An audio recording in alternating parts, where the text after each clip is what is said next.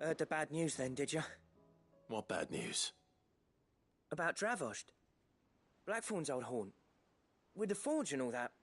Well, anyway, the mines just down the road from there are spewing out ether like no one's business. And the village? Safe from the flood for now, but they've got other problems. Akashic.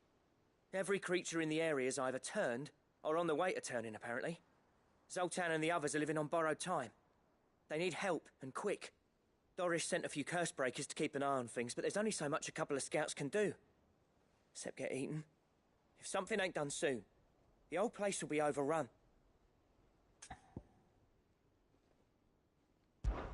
I won't let that happen. Didn't think you would. Does Blackthorn know? I thought it might be better if he didn't. He'd only do something stupid. You reckon we should tell him? No. It's better this way. Yeah, well, I can't stand about knowing what's happening out there, so I'm off. I'll see you in Dravost.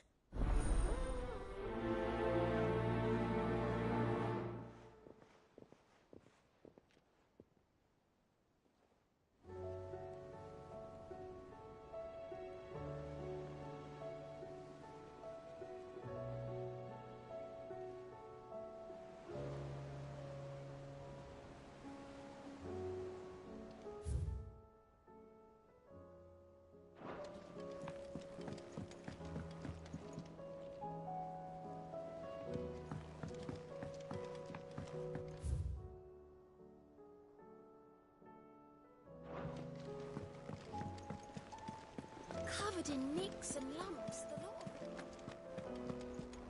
Come back.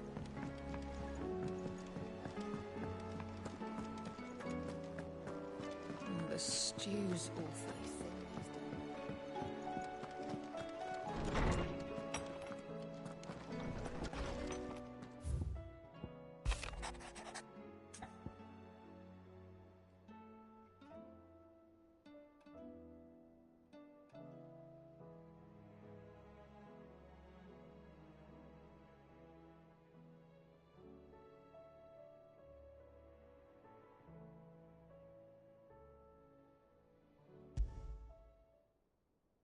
There's no way of knowing if Doris will confide in me.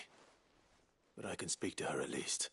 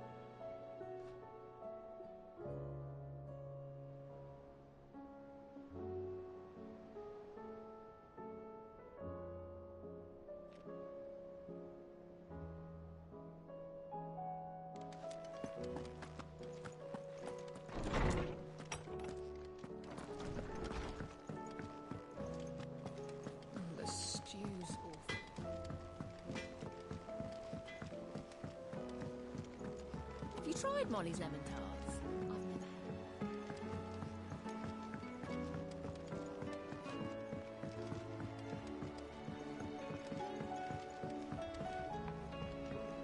I've never Canva lost. It can't be true.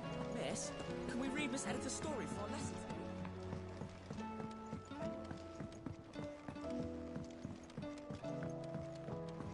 How was she? The Enterprise, I mean. Ah, Sid. Just the man I was hoping to see. Did you have a mo? Don't tell me. You need more bomb ash. Oh no, we still got plenty of that left. I'm working on bringing another one of the Chief's designs to life. This time, it's a new smelter. It's got a reverberatory hood over the top for additional thermal amplification and a system of reciprocal recirculatory regenerators that let's just say it gets very blimmin' hot. A heck of a lot hotter than anything Blackthorn's got in his forge, that's for certain. Only mithril engines get hotter, and you can't chuck ore in one of them and get metal out the other end. Trouble is, we won't be able to make out of any old rubbish neither. We need the good stuff. And I hear you once helped Helena get her hands on exactly that. Any chance you could help me too?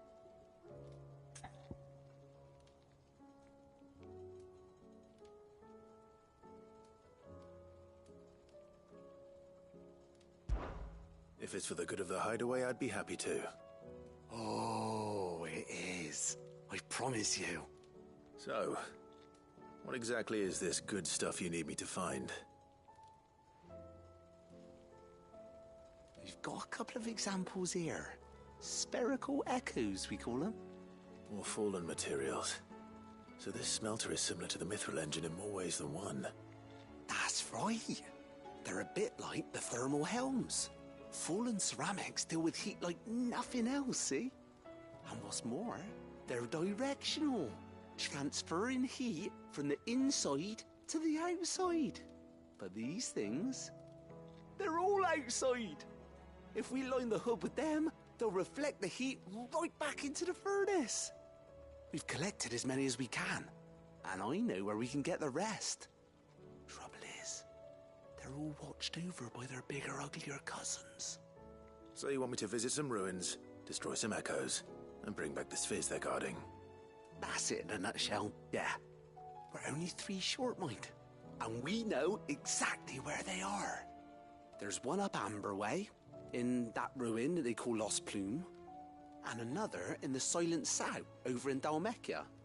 Last one is in the ruins of Advent, which is in the Empire. All right then. Wish me luck. It'll do. I'll be keeping all my fingers and toes crossed.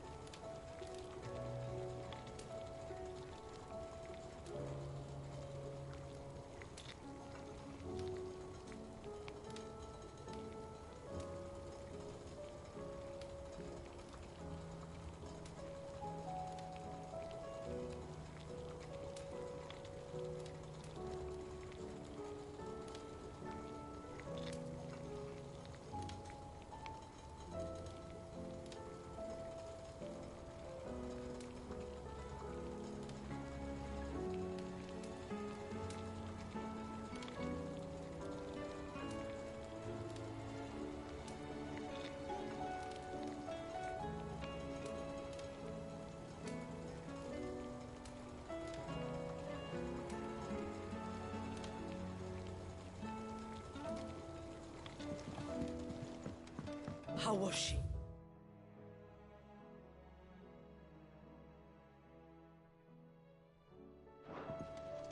The Enterprise.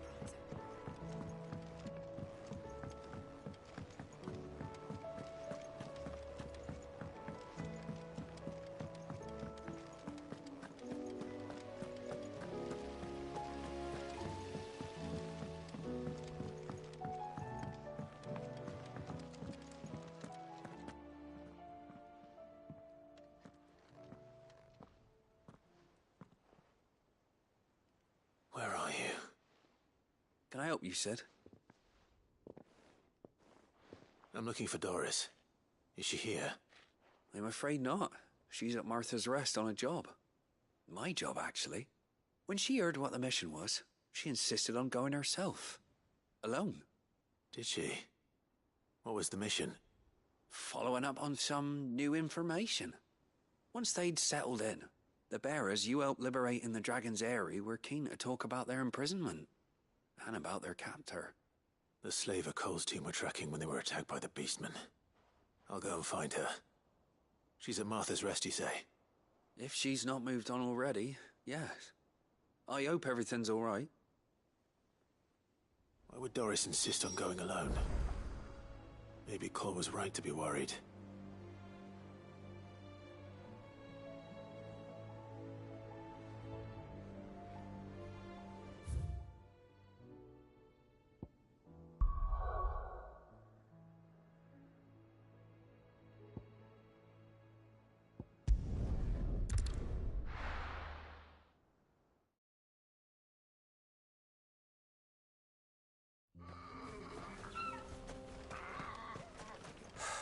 So Dravost is still standing. For now, at least.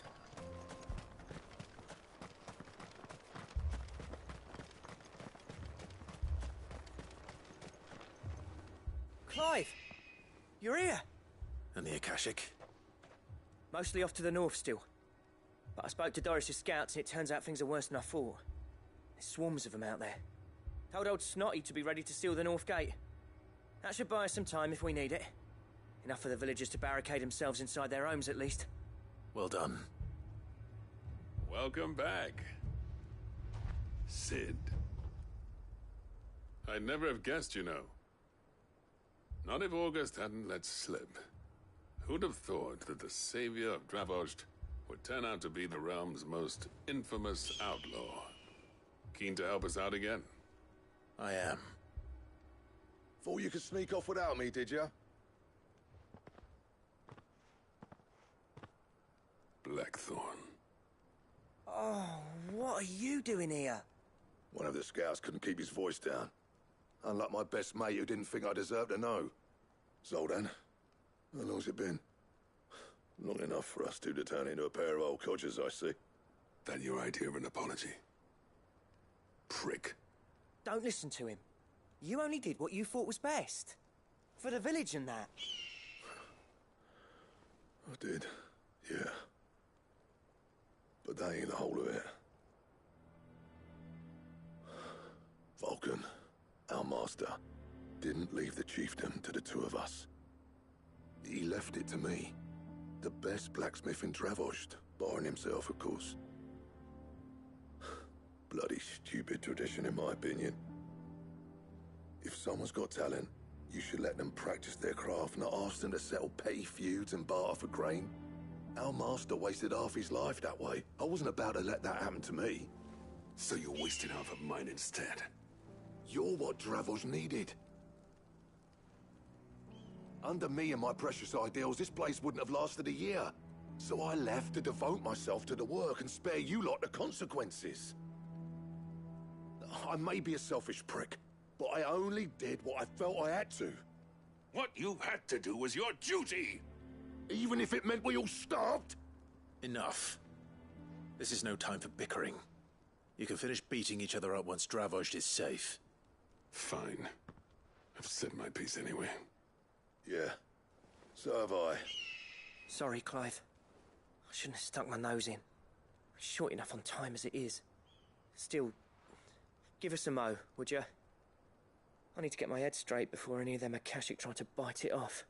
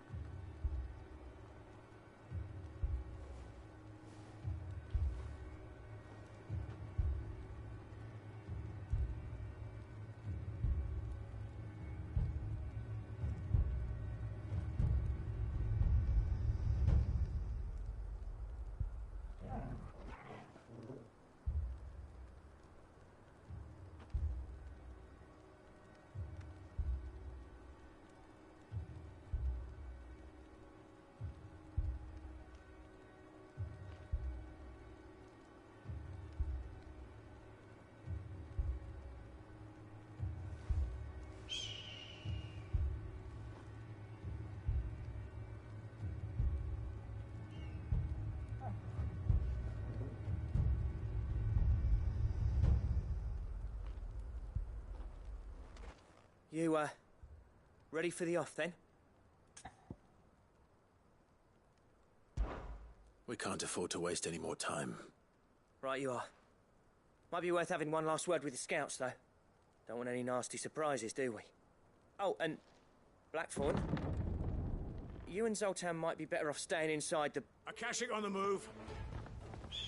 How close are they? Within sight of the walls.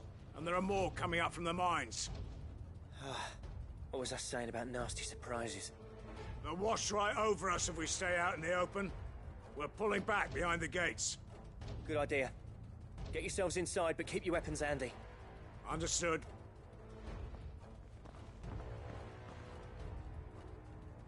I'm prepared to fight if I have to. Well, let's hope you don't. That's our job. Once the scouts are inside, order your men to barricade the gates. No heroic last stands, you hear me? No fighting at all if you can help it. August's right. I've seen what Akashic beasts can do to armor. The people here are tough and willing, but they ain't equipped to face what's coming. I'm going out there. Start work on the gate as soon as I've left. I'll give you as much time as I can. And if they kill you? You evacuate. But it won't come to that. I promise. You'd better be right. Take good care of Dravoj till I get back. Leave it to me. And give those things what for, yeah?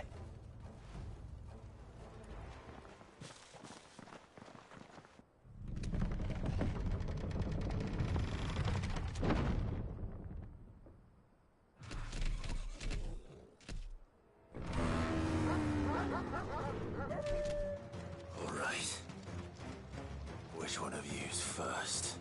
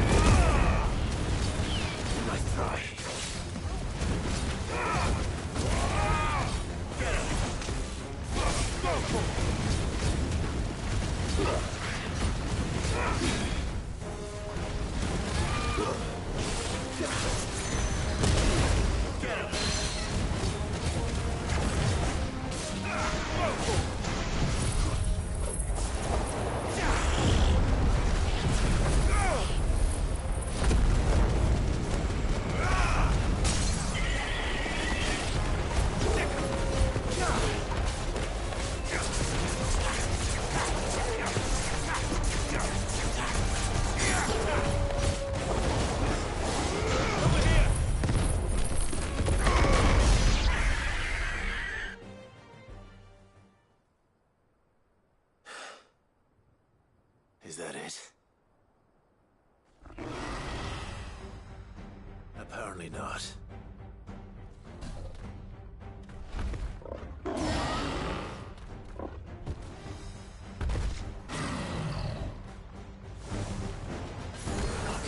Trust me.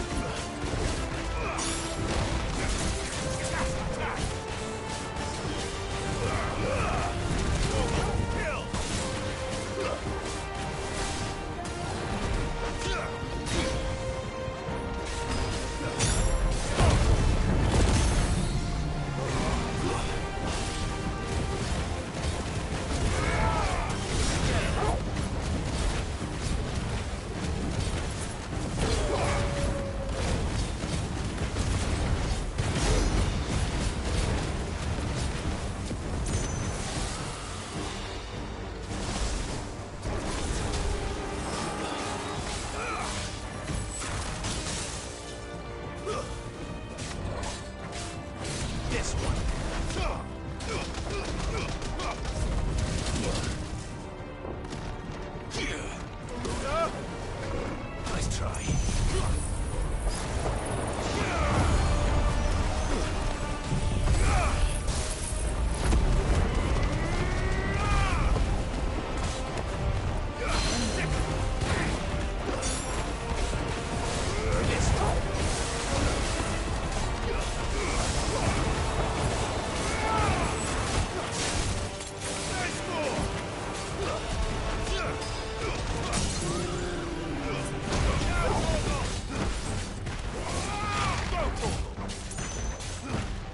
This one.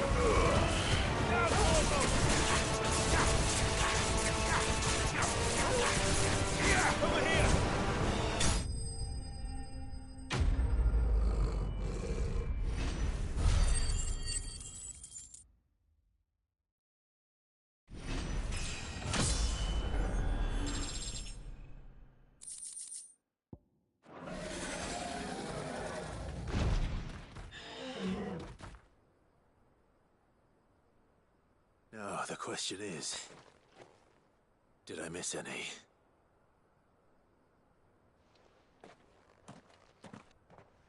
Man alive! You're still in one piece! I slew as many as I could.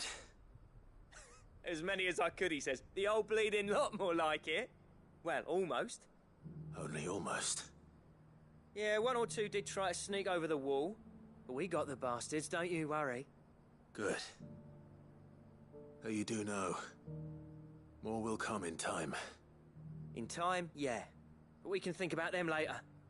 Let's get you back inside.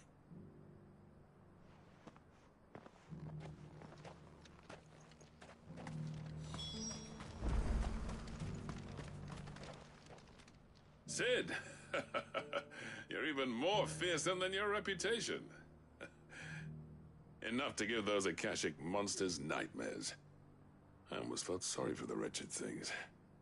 But mostly, I felt grateful. Dravoged won't forget what you did today. I'm afraid I've only delayed the inevitable. There's no getting rid of that ether flood. Meaning that any living thing which stumbles into those mines will end up clawing at your walls again. And that's if the flood don't spread. If it does, well, I hate to say it, but the village's days are numbered. That may be, but we're staying just the same. With ether floods springing up all over, it's no less safe than anywhere, and more importantly, it's our home. We'll fortify the gates to the north, and I'll see that they're guarded day and night. All right. Then we'll give you a hand shoring up those defenses. As for you, Blackthorn, that's twice you've turned up when Dravos needed you. So, thanks. I shouldn't have stayed away so long. And I shouldn't have left without talking it over with you first. Too bloody right you shouldn't. Though I doubt I'd have listened. I always envied you. How you made everything look so easy when, for me, it was anything but. You leaving gave me the perfect excuse to hate you. And from that day on, I never once stopped to wonder what it would have been like if you'd stayed. But what you said earlier, it was true. You'd have been the death of this place. Finally, something we can agree on. I hope you see the sense of it eventually. You kept this place alive. Alive, perhaps. Wealthy even, but Dravoj isn't what it once was. Our work used to be the pride of Dalmekia. Now, we churn out the same rubbish day after day because it's easy and turns a profit. It's not about the craft anymore. I wouldn't send my sons to war wearing the shit most of our smiths are making. I've kept working, honing my skills, trying to lead by example, but no one sees the point. The average castle apprentice has as much passion for the craft as our current lot. Come back to us, Blackthorn. Remind Dravosht what a true master blacksmith looks like. I'll even man those bellows of yours if it means we can work at the same forge again. That's a kind offer. Kinder than I deserve. And I wish I could accept, but I'm needed elsewhere.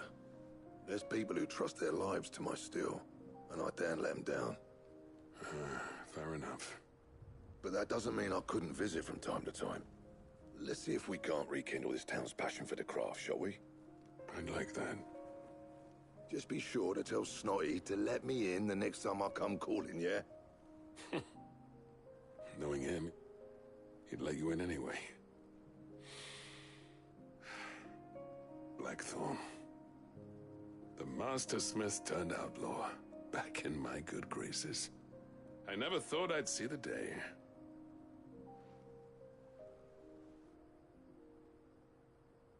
I'd say that went pretty well, wouldn't you? Even better than I'd hoped. Sid, I've got something for you.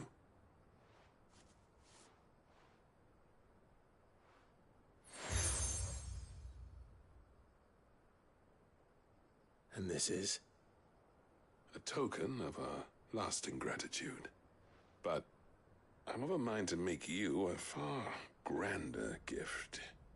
Designs for a certain sword have been passed down from chief to chief for generations. Now hold on, Zoltan. There's a reason no one's made that blade in centuries. There's not been a craftsman equal to the task. I'll admit your cinders make impressive steel, and I've learned to own an edge Odin will be proud of. But the engravings on that thing are enough to make a jeweler cry. And they're not just for show, either. Have you forgotten what brought you back to Dravozd in the first place? A certain ring? I knew I'd never surpass you with a hammer and tongs. So I turned my hand to a different kind of metalwork. Between the two of us, I'd say we're the equal of any master craftsman ever to have graced a forge.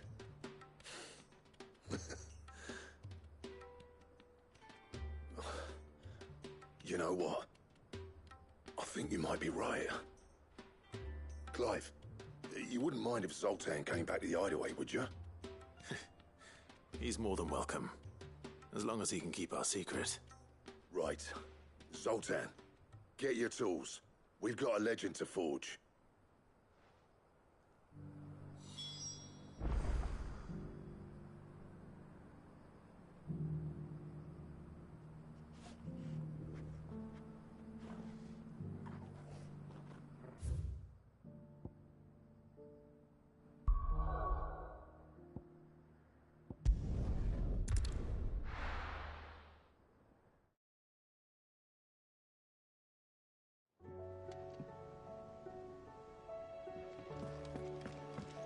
Come back.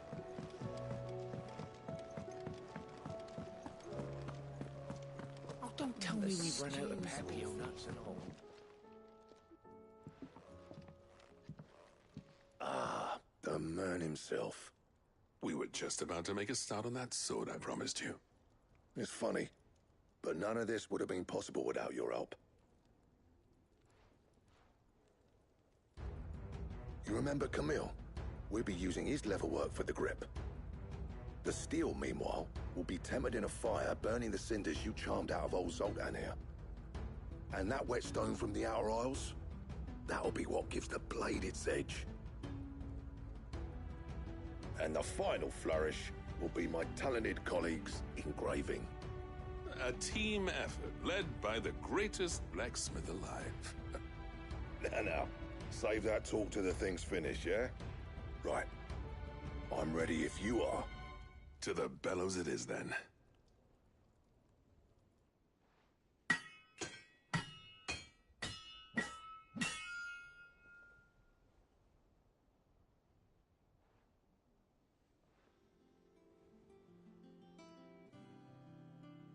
Well, bugger me. We actually did it.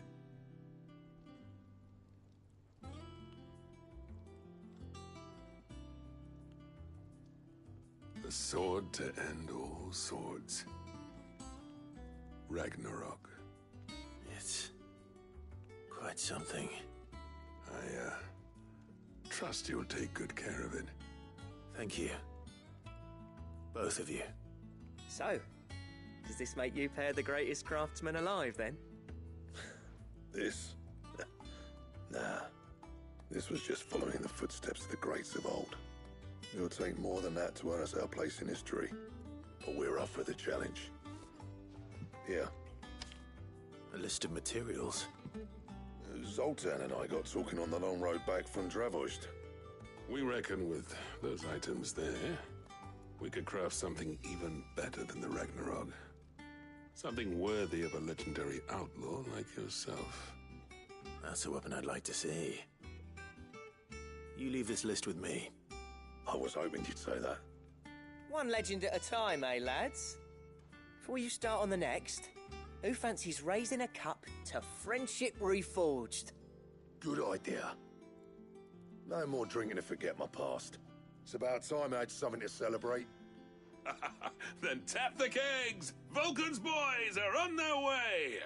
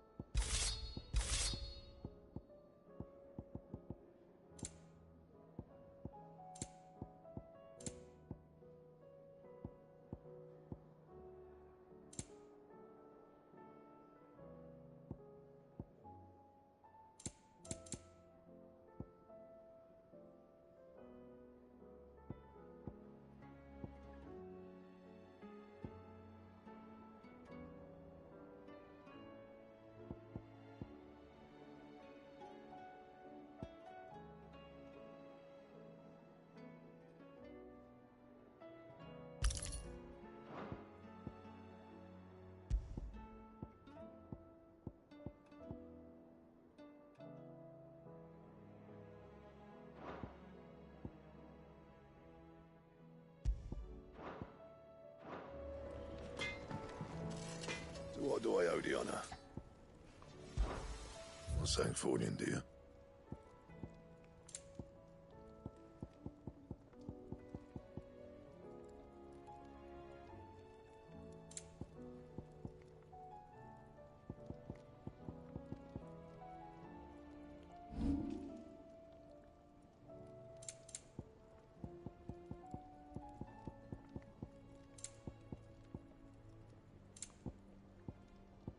And?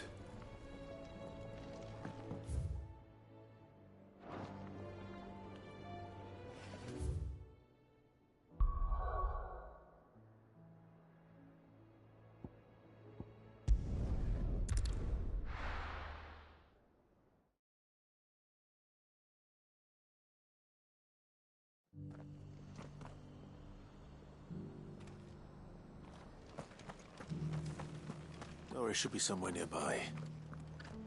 Assuming she's still here.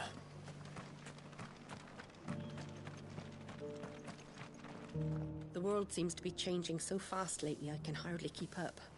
But what I do know is that there's more bad news than good. You can tell that just by looking at people's faces. I've got greens of all shapes Looking and for sizes. shelter, are you? Colours too. Mostly green though. Just because the heavens have gone to rack and ruin, it don't mean we have to. Now, let's get this started.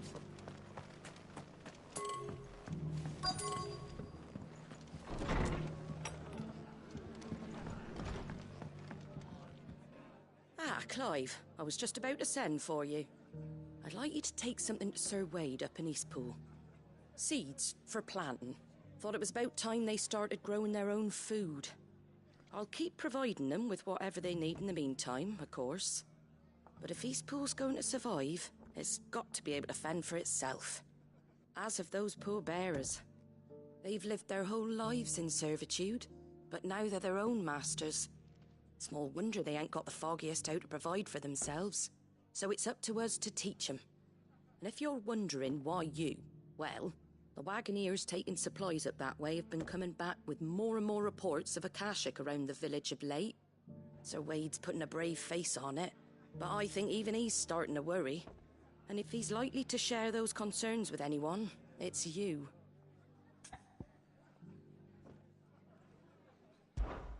All right. Thanks. Wouldn't ask if I didn't have to. There. That should be enough to keep him in Gazal Greens for a few years at least. Gizal Greens. Not the most mouth-watering crop, I'll admit. But they're hardy, they grow fast, and they fill a hole. Better that than something that'll wither away at first frost. And chocobos love 'em too, which is no small thing. When I say all of us need to pull together to get Eastpool back on its feet, I mean all of us. They ain't exactly succulent, but cook 'em right and they're just about bearable. I'll take your word for it. Anyway, Sir Wade'll know what to do with them. And if he don't, well, I'll go up there and show him myself. I'm sure you will.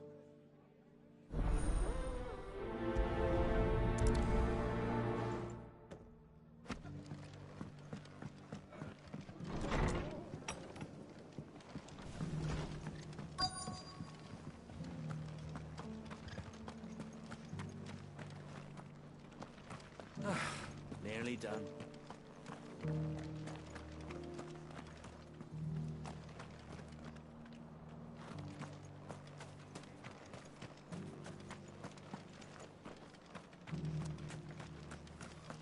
It doesn't still hurt, does it? Oh, 1,000 the cash. It's been a pleasure, Doris. Just like old times. I'll give your offer some thought, my lady. How goes the investigation? Sid, what brings you to Martha's Rest? You. I heard you were out here on your own, tracking our slaver. I trust you're being careful. Of course. And it had to be me. The bearers from the Dragon's Eyrie confirmed a long-held suspicion of mine that the slaver we've been tracking is an old acquaintance. She's no fool, If we'd come in force, she would have spotted us straight away, and then vanished without a trace. That was her just now, wasn't it? So, was it a fruitful reunion? I'd say so. She tried to recruit me. Seems her time in Rosaria is coming to an end. She's abducted bearers from across the region and is looking to smuggle them back into Sambrek. After her brush with those beastmen on the road to Northreach, she hired herself an Imperial escort, which she wants me to join. She's dangerous, Sid, but I think I can stop her. Then I'm going with you. I'll take care of the escort. You can see the bearers to safety. Where are they? The Baum Archers, soon to break camp. You go on ahead. I'll follow once I've sent word back to the hideaway.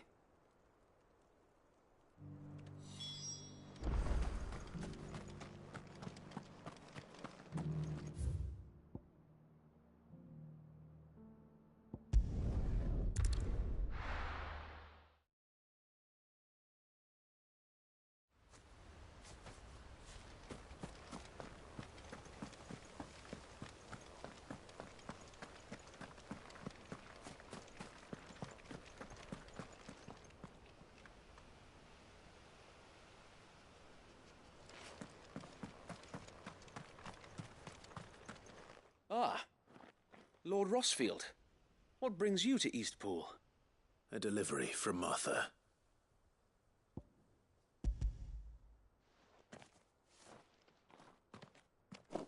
These are Gizal green seeds. Martha's keen to cut the apron strings, then, is she? I jest, of course. You see, I had thought we might be able to revive the old wheat fields, but they'd long since gone to seed. Only without the seeds. Martha was hoping he might be able to show the bearers how to plant and tend these, so that they'll be able to fend for themselves. That's not a bad idea. These bearers had only recently escaped their bonds before we brought them here. They know little of freedom, of providing for themselves and their loved ones. Unless we teach them how to live like free men, I fear that all we have achieved in bringing them here is to exchange one master for another. Not that myself and the Guardians have been the best example to them so far, subsisting almost entirely on Martha's charity as we do. It's about time we all started to provide for ourselves, bearers and Guardians alike. Unfortunately, we've been a little too busy of late to focus on much besides bolstering our defenses. There have been alarming reports of... The Horde is closing in. They're coming, so wait, all of them. Damn it all, I thought we'd have more time.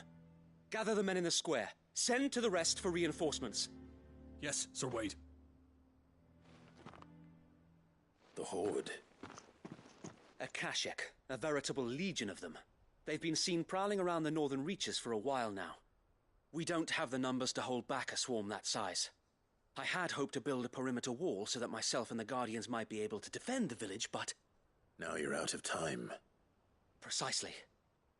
If reinforcements from the rest arrive before they do, we may just scrape through, but I fear that's rather an enormous if. What if you could call on reinforcements from Eastpool? You mean the bearers? We brought them here so they might live, not die, fighting for their lives. So wait. You said you lack men to defend the village. Are the bearers not men? Do they not wish to see Eastpool saved? Though they may not be trained soldiers like your Guardians, what help they are able to offer could still prove the difference between victory and defeat. You're right, my lord. I will appeal to them.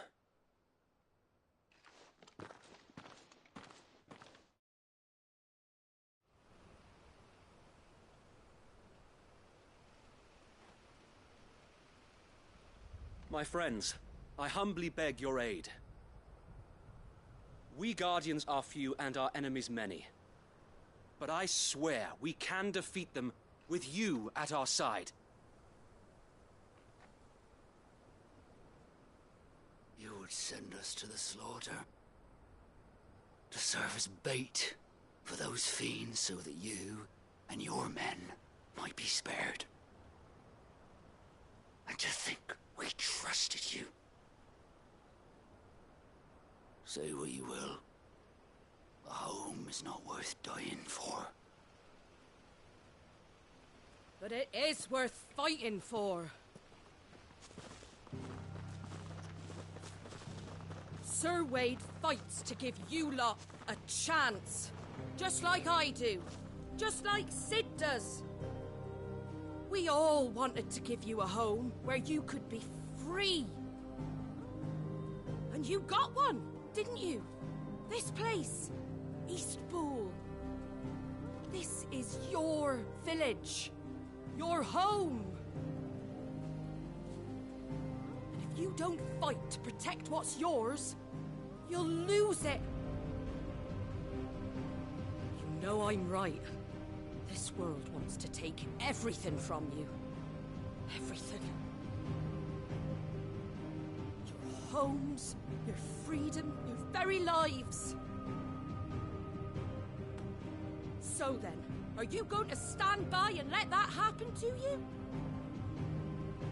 Are you going to accept fate like good little Bran did and die, having never stood up for yourselves? Or will you fight like free men and women?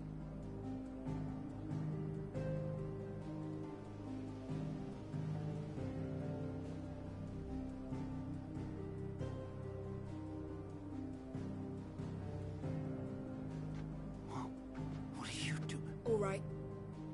Give me a sword. I never dreamt I'd have a home of my own. And now that I have, I don't want to lose it. I will protect what's mine, or die trying. We all will. Free men and women, fighting together.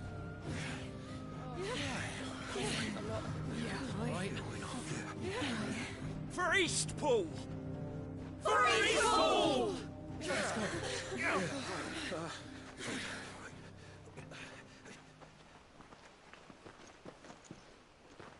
Thank you, Martha. Don't mention it. Just promise me one thing. That you'll show them how freeborn fight. Gladly.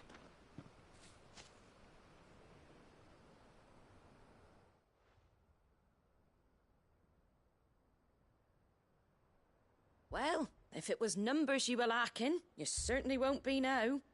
Thanks to you. Me? Oh, I just love the sound of my own voice. Lord Rossfield, my lady, we're ready. So what's the plan of action? We'll divide our forces into several small detachments, each made up of guardians, bearers, and guards from the rest. These will position themselves at strategic points around the village. Upon engaging with the Akashic, each detachment will keep the creatures occupied as best they can, steadily retreating all the while. You're going to lure them into the village? I am. We will have neither the time nor the resources to treat the wounded, so injuries must be avoided at all costs. Instead, we will focus purely on defense at first. By coordinating our withdrawal through the use of messengers drawn from among the bearers, we will aim to have the swarm converge at a point of our choosing. With luck, that point will be the village square, the perfect place for our most able warriors to surround them and fall upon them, and for you and I to finish them off. A sound plan, but one that'll require a leader with a cool head and strong nerves to coordinate the retreat. I'd say you have both in abundance, Sir Wade, but you'll be needed. Please, leave the last of the fighting to me. Ha! And let you have all the glory. Sir Wade! They're here! Then you know what you must do. We work together, everyone playing their part, each shielding the other that no man might fall, that Eastpool might live on. For Rosaria! For Rosaria! We've no time to argue, my lord. I'll do as you ask. And I will do as you ask. Suppose we'd better do our bit too then, eh? Right you are, Martha.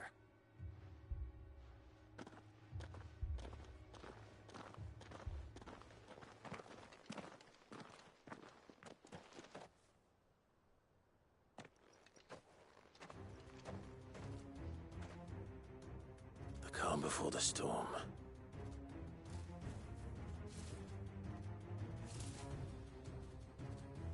And here it comes. Not let this village fall. You're with it.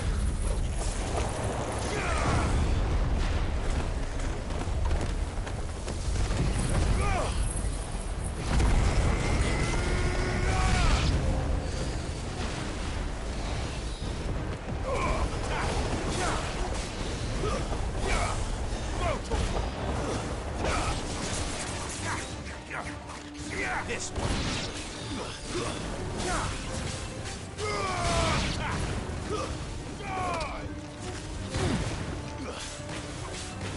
There's this one.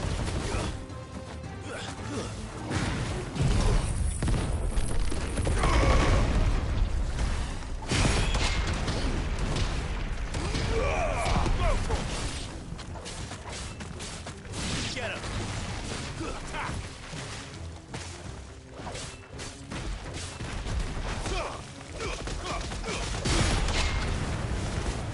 All yours, Torgal.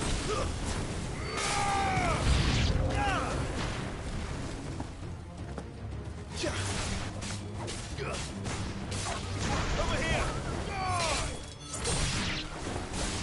Go, Torgal.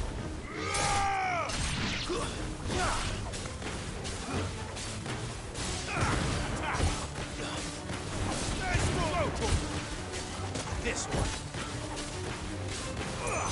Get him.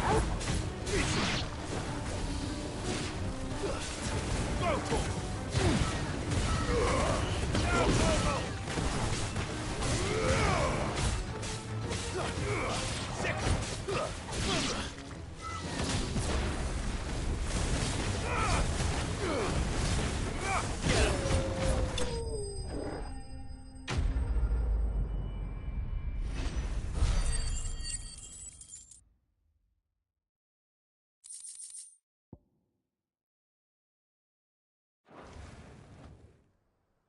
Looks like that's the last of them.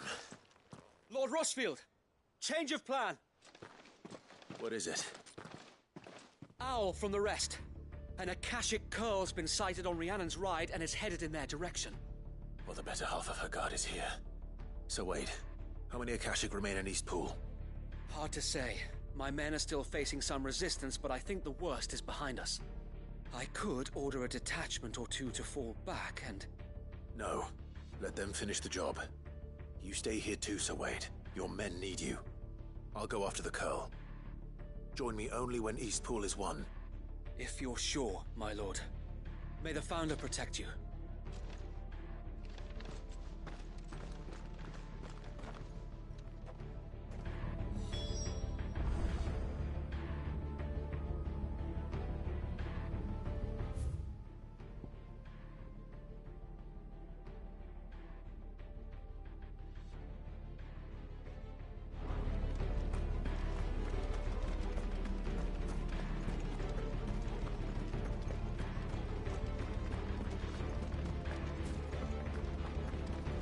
Next one's mine.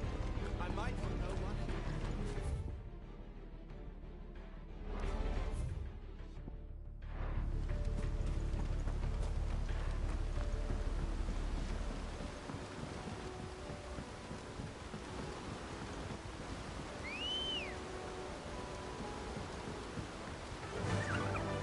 Fly, Ambrosia.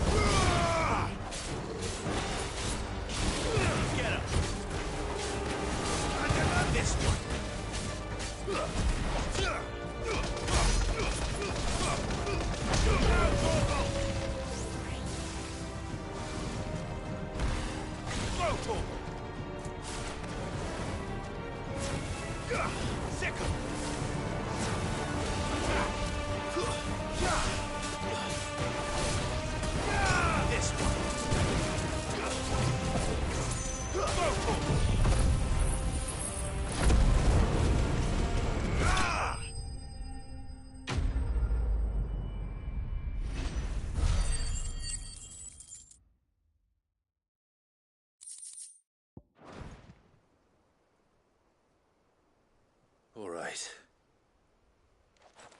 Back to Eastpool.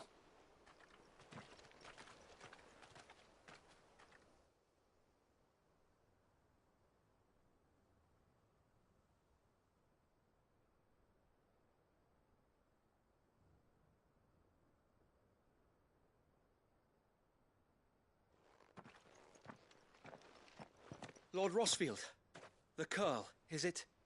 It's dead. Thank the Founder for that.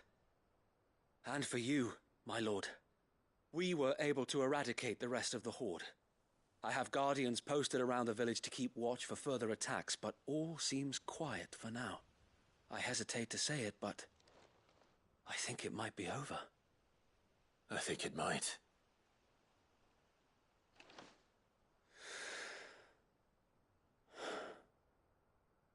We did it. We saved Eastpool.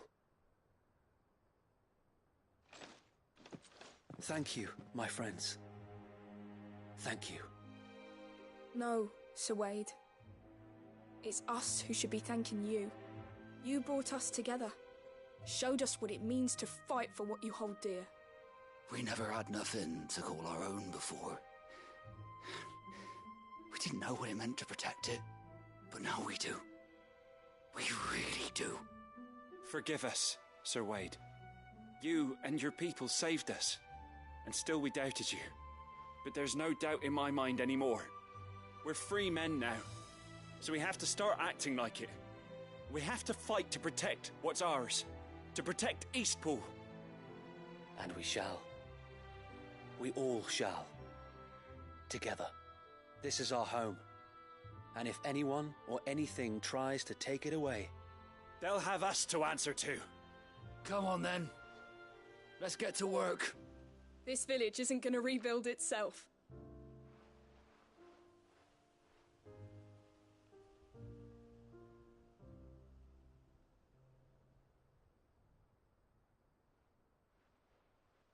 They're not slaves anymore. No. They're Rosarians. Your father took pity on the bearer's plight, and I believe if he was still with us today, this is what he would have wanted. I believe you might be right. I shall remain here, my lord, and do what I can to help rebuild the village. After all, this is my home now too, and I could hardly call myself an Eastpoolian if I didn't pull my weight. I think you'll find it's Eastpudlian, Sir Wade. But you should be proud all the same. I'll have to pull my weight too. Can't have the rest getting outclassed. Speaking of which, I ought to be getting back. Can we continue to count on your support, Martha? Of course, and I'll be counting on yours too. Us Rosarians have got to stick together, haven't we? Indeed we have. And Clive, come by the Golden Stables when you get the chance. I ain't paid you for delivering them seeds yet. All right. I will.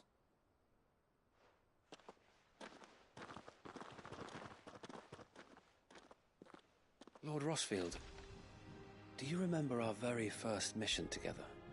Clearing the goblins from the Stillwind marshes? How could I forget?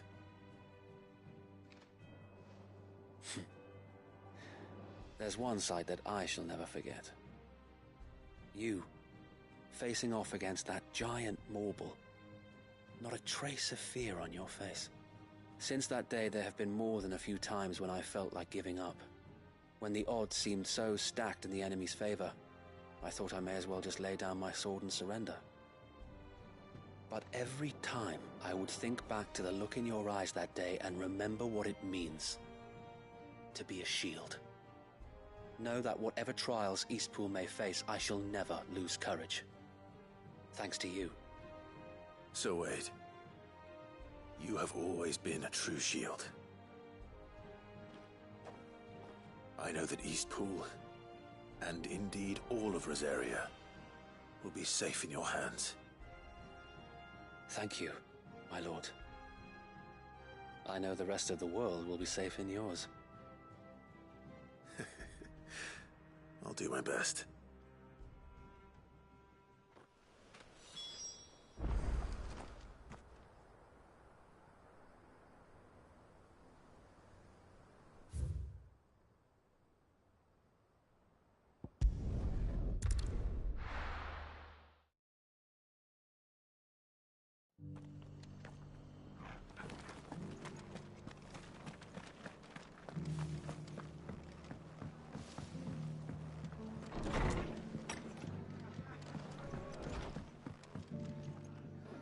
hero returns.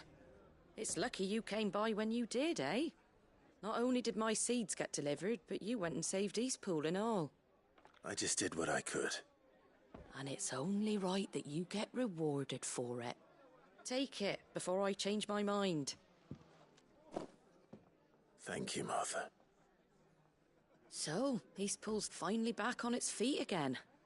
And a home to free bearers. Who'd have thought we'd see the day, eh? Well, it was your idea. I know that, but I never stopped to think what it would mean.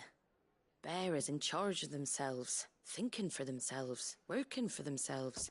Like your hideaway, but not even hidden away. Though I suppose the rest ain't much different nowadays. You know,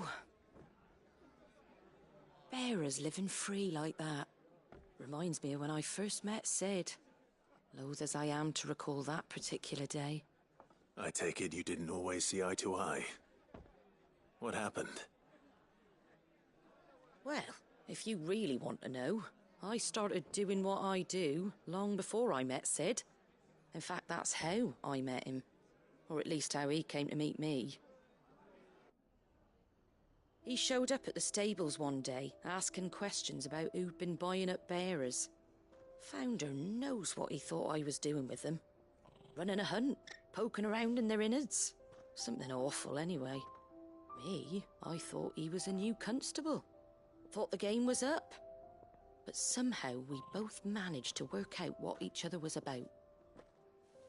And before I knew it, the cheeky arse was rattling on at me about how I was doing it all wrong. After all my hard work. Told me I was giving them relief, but not freedom. That my bearers were still dying as slaves. Got right under my skin, it did. Told him if he didn't like it, he could bugger off and report me to the garrison. And do you know what he did? He smiled. And then he laughed.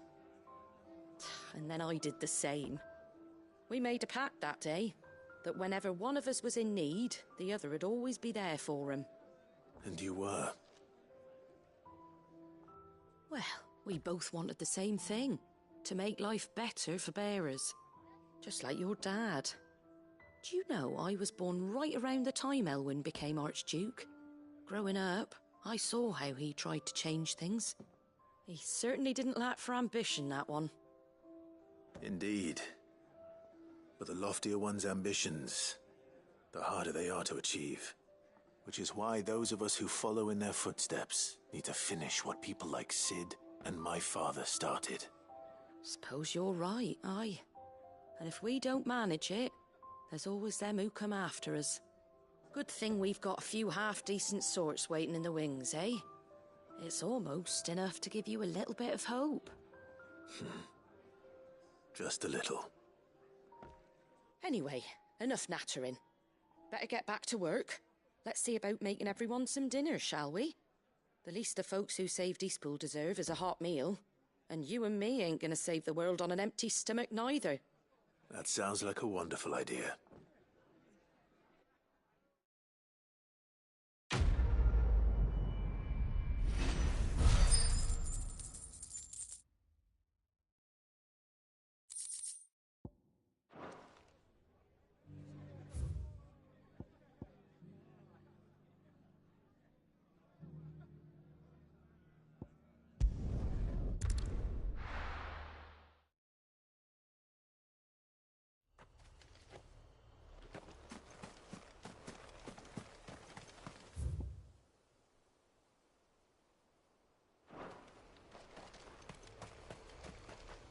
Ambrosia won't help me here.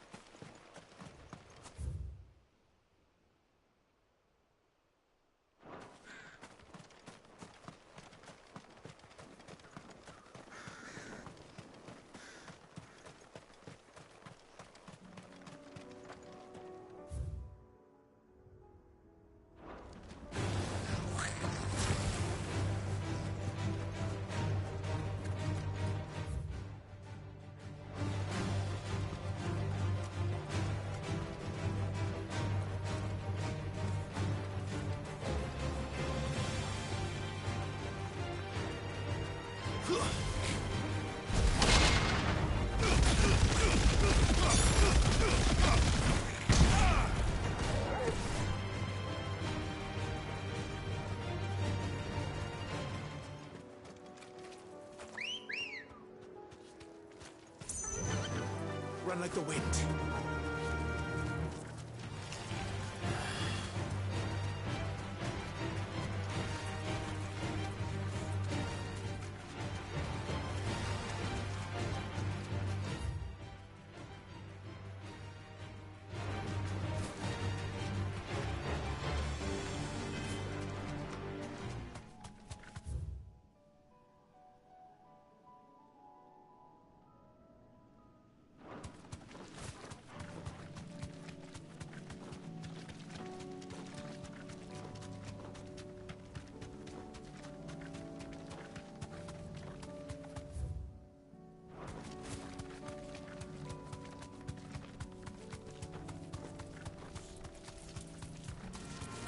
This might take a while.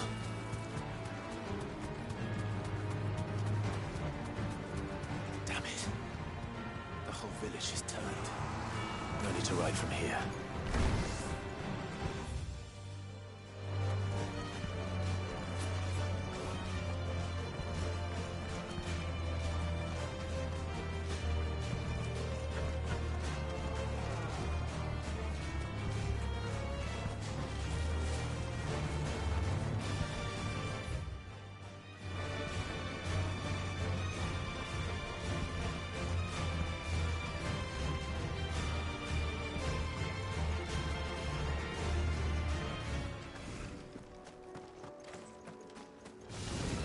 Time to fight.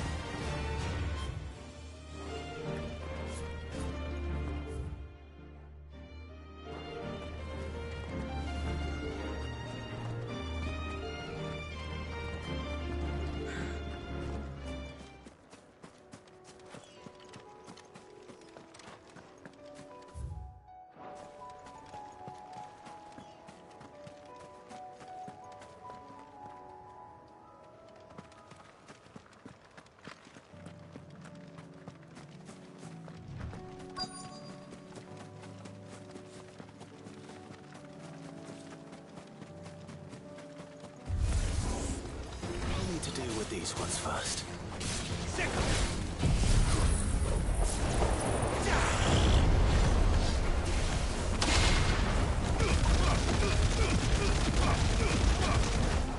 All yours, Torgal.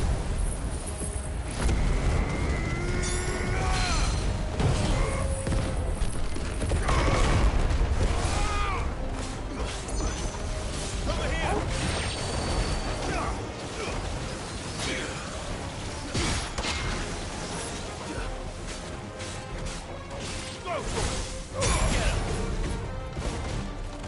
This one.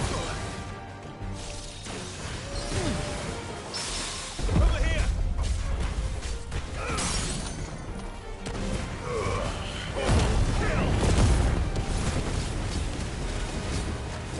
Over here. This one.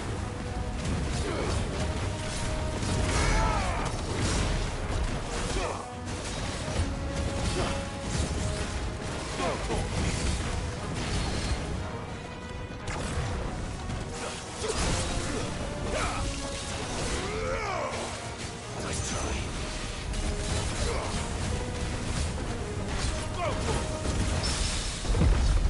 This one. Get him.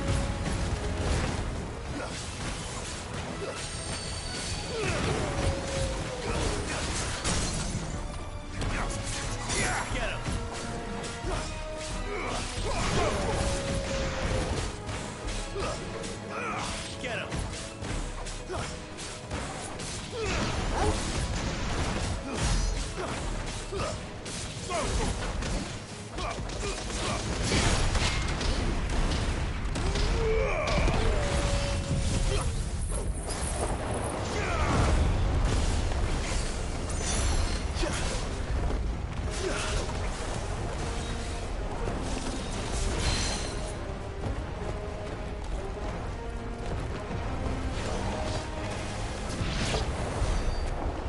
Now to find this spherical echo.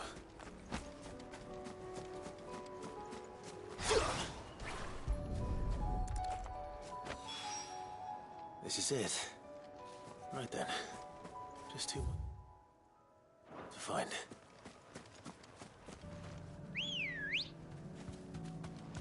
Come on. Fly, Ambrosia.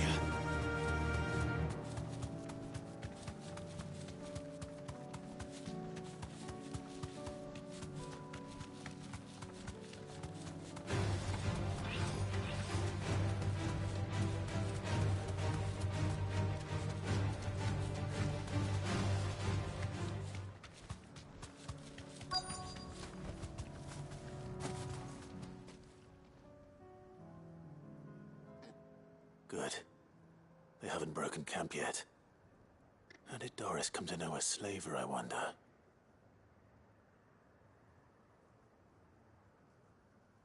We've waited long enough. She's not coming. Ready the bearers. We're leaving. Back to civilization, is it, Mom? With all haste, lest any of you lackwits start talking like these feckless bumpkins. I presume your men are ready. We've suffered too many delays as it is. Any more, and I'll be docking your pay. Yes, Mom. Oh, but before you go, it appears we have company. Kill him. You're welcome to try.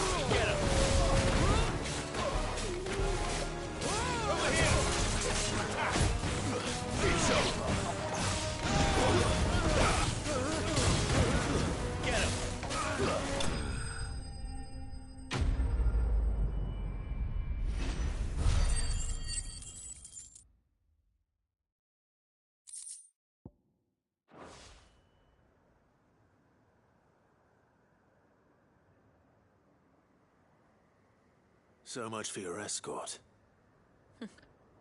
You'll forgive me for not avenging my men. I'm not the swordswoman I used to be. I surrender. Do with me as you wish, Sid the Outlaw. Sid! Ah, Doris. I take it you're not here to rescue me from our brooding renegade? You know, I always wondered where you'd vanished to. But casting your lot with this criminal of all people. Better fighting for a cause than killing for coin. I'm sorry, Sid. I should have told you sooner. This woman, my former master, once trained bearer children to be weapons in service of the highest bidder. She raised me like a daughter, and I did terrible things to earn her favor. It wasn't all terrible, surely. We had our fun, too. You were always so eager to learn, and had such clever hands. All my other children took either to the blade or to the books. Always either or. But you proved yourself a master of both. That's why I kept you for my own. How about it, my little dagger? Care to swear that blade to me again? I never swore my blade to you, nor will I ever. I fight for a higher cause, to liberate the bearers of this world. Farewell, Master. Thank you for making me the weapon I am. You always were a righteous child. Perhaps that's the reason I loved you so.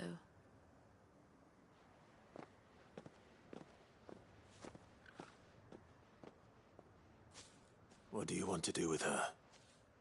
I am not the killer she wanted me to be. Not anymore. And she no longer has friends in high places. The dame does, though. Her connections at the Imperial Court will see that justice is done. All right. If you're certain. I am. And thank you for everything. Now, I better let these bearers know that they're safe.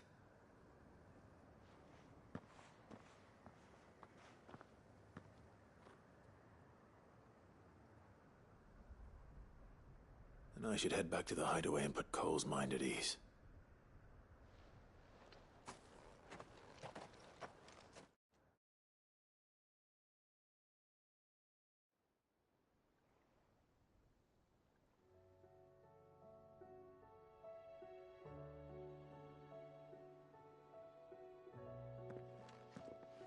Welcome back, Sid.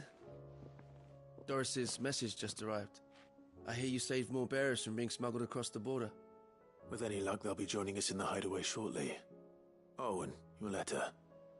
You don't need to worry about Doris anymore. I'd been hoping as much. She mentioned one or two things in her report. So the slaver we'd been chasing all these months was her former master. Wish I'd known. She's been arrested, by the way, over in Sunbreak. Went quietly, or so we're told. And she won't be getting off lightly. The Empire may have no love for bearers, but it's none too fond of black market traders either. Can't have been easy for Doris. I'm sure it wasn't. But don't worry. She'll be all right. I hope so. Suppose you should know, eh? You had quite the past yourself before you came here, or so I understand. Anyway, thanks again, Sid. The Cursebreakers would be lost without Doris. And you, of course. Keep up the good work, Cole.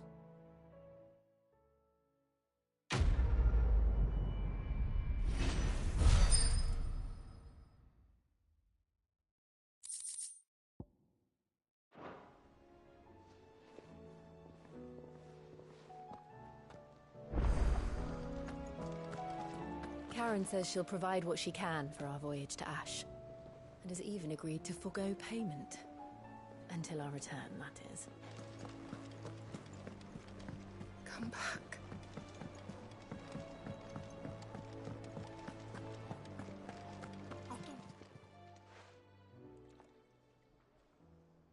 Let me tell you a story, Clive. All right. Them rumours Wetlegs were spreading. Might be they weren't just tales plucked out of thin air. You see, there were a time when I weren't too particular. Some women lusted. Was it? Yeah. He was true to his word, so I ended up being true to mine. And I soon started making the best profits. And told me about it. Said, why, I reckon an enterprising individual could find himself the richest dam in the... I don't... But I can say... You... That...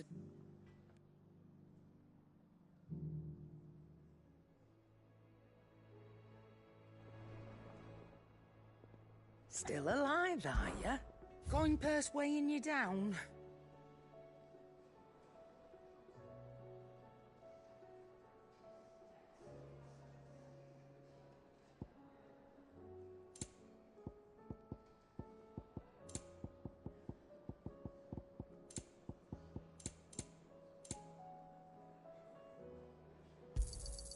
You're rubbing me blind, you know. It'd better all be here. You'll not find a better price than that.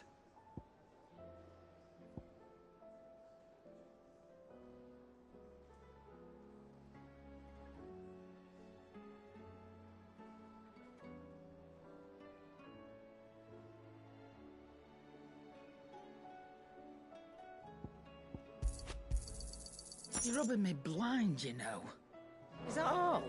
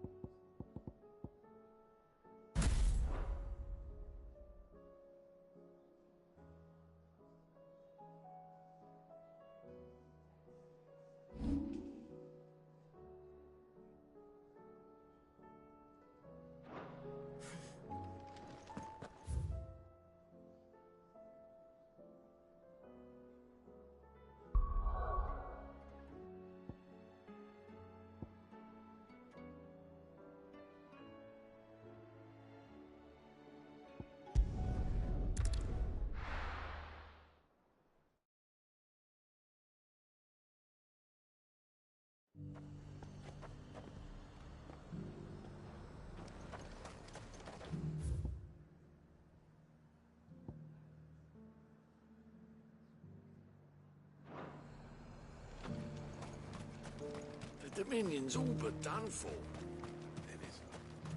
Was that shouting, are you? From the barracks?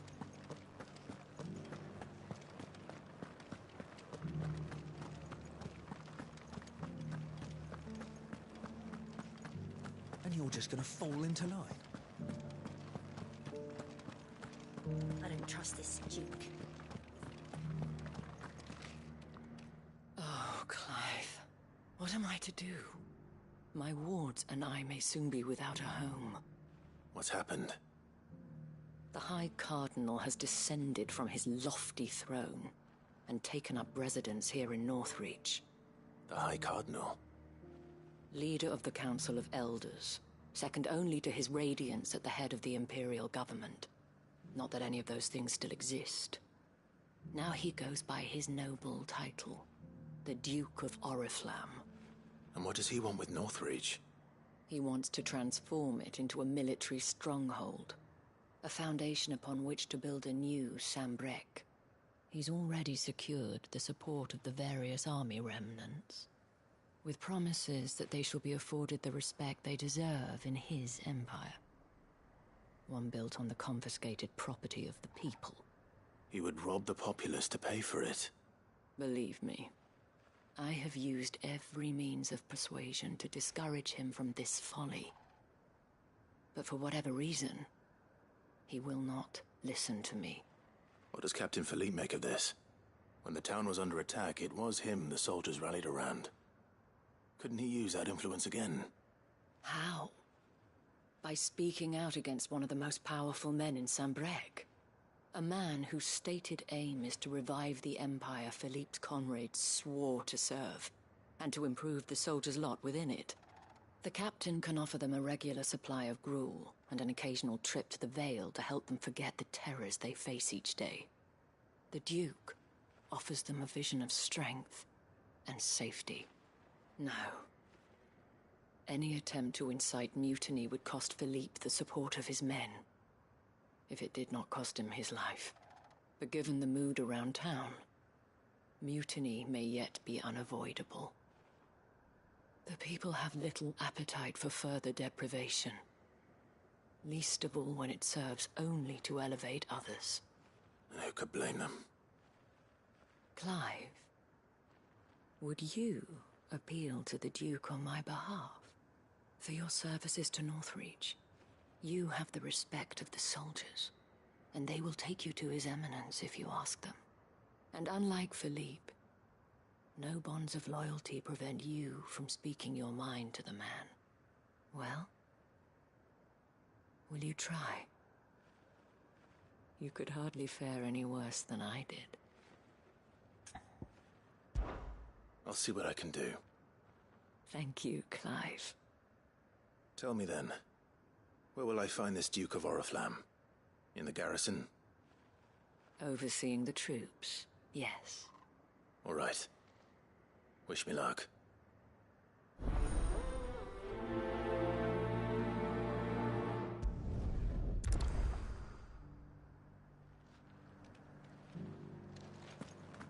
I've met this Duke before, at the Remembrance Ceremony. Let's hope I didn't make a strong impression.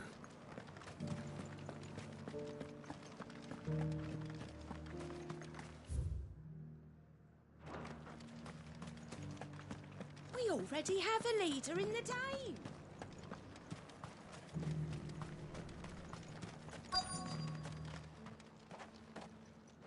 Halt! Oh, sorry about that. You're the dame's man, aren't you?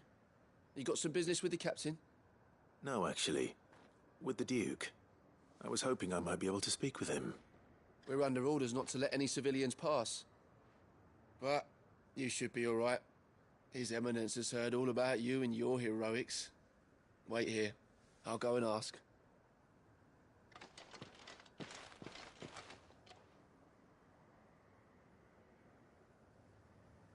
So, you are the sellsword who lent his aid to the garrison.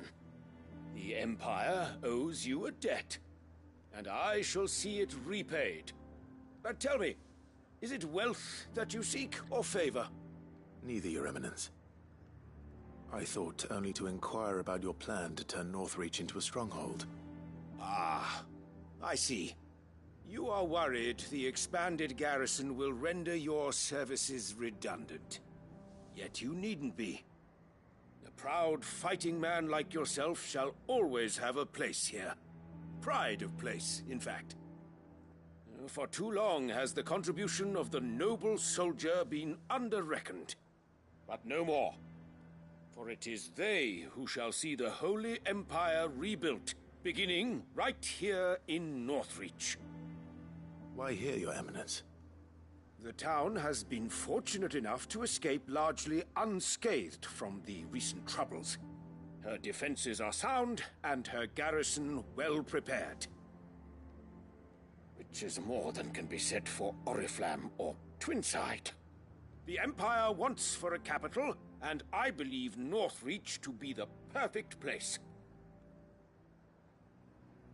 With Caer Norvent as her citadel. Once we have seen to the refortification of both the town and the castle, we need only build a wall around both to create a city that would be the envy of the twins.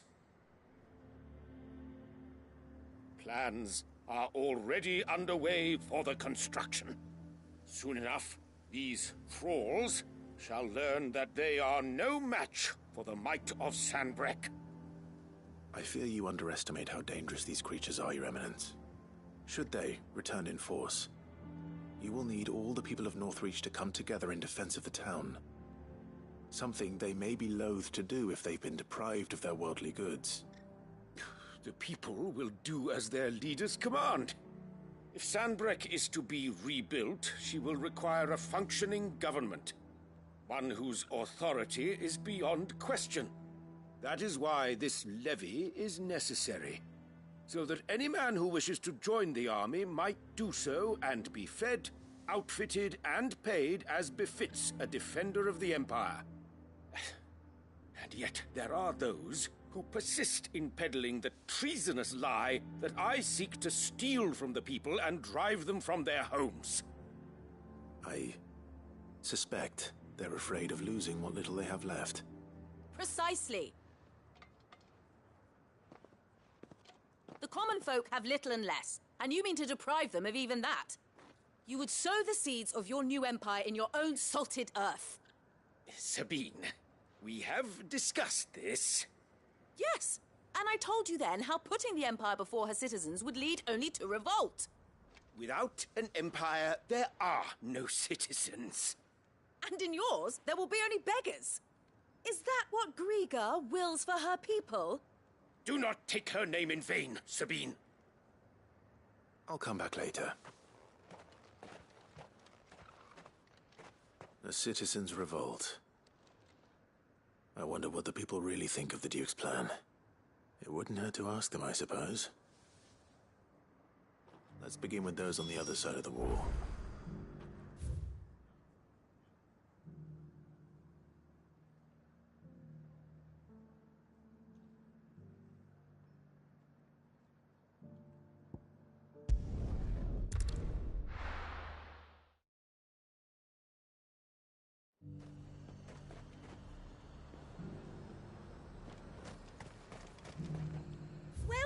Welcome. And a fine, fine day to you.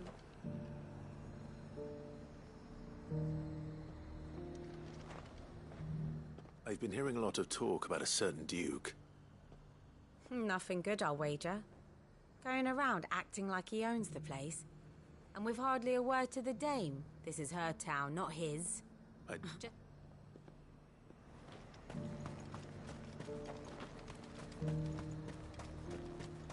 The Dominion's all but done for. That so-called Duke is ours. All right there. What is it you're after, sir? Just your opinion, actually. I wondered what you thought of the Duke of Oriflamme. Oh, not much. None of us traders do. It's thanks to nobles like him that we had to set up shop this side of the wall in the first place. Couldn't have the rabble getting any closer to the holy capital, could they? And now he's trying to drive us out completely, threatening to take everything we got from us if we don't clear off. If the dame said she wanted him run out of town, I'd be straight through that checkpoint, tar bucket in hand.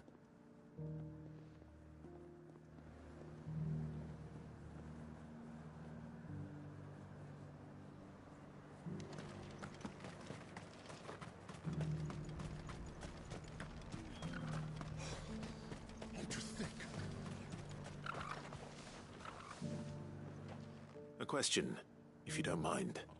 What do you think of the Duke of Oriflamme? Don't get me started. You build a life for yourself somewhere, earning for some noble to turn up and tell you got to hand it all over to him. If he thinks his name and his chains give him the right to empty our purses, he's in for a rude awakening. We'll do whatever it takes to keep what's ours. Whatever it takes. Well, the people seem united enough. What about the soldiers?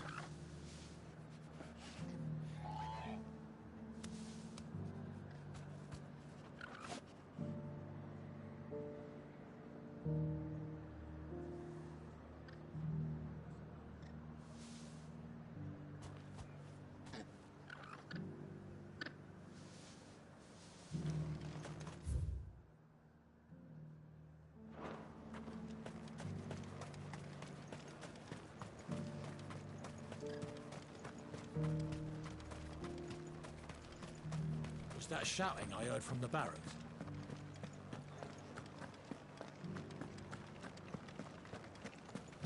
Do you think he was the only one who survived?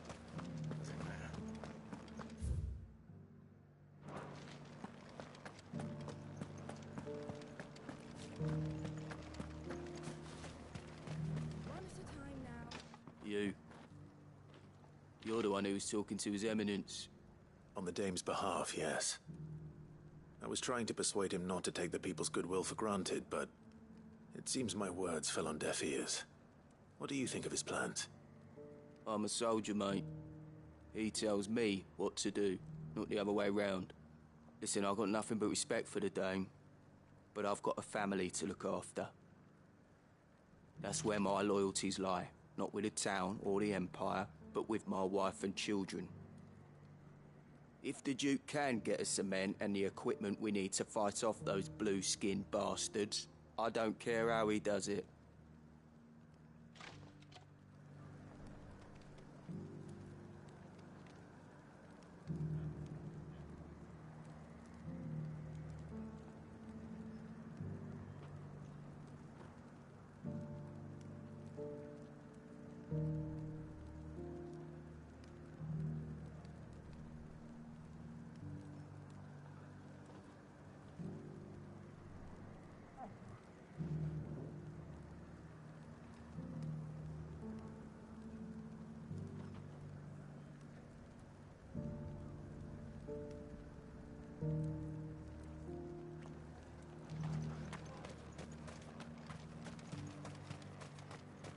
Sabine, you are embarrassing me.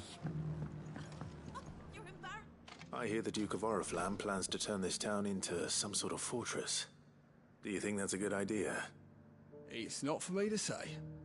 All I know is that unless the Emperor orders me otherwise, His Eminence's word is law. Look, no one likes all these taxes and tariffs, but empires don't come for free. Once Sandbreck is back on her feet, we'll all reap the benefits.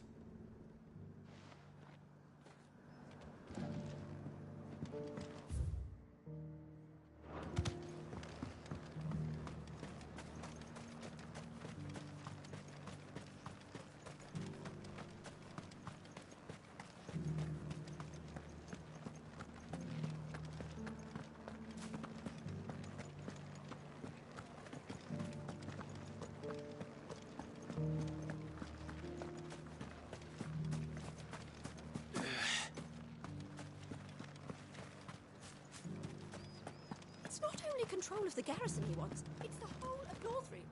Excuse me, do you have a moment? I wondered if you'd mind sharing your thoughts on the Duke of Oriflamme.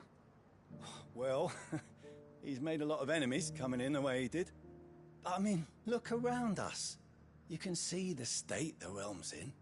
The traders might not like having the screws put on them, But if they volunteered a few more of their hard-earned gil before things got bad, maybe they wouldn't have to. I think the Duke's got a point when he says rebuilding the Empire's the best way of making sure we're all protected. And if that means people who don't know one end of a sword from another have to make way for those who do, well, that's just how it goes.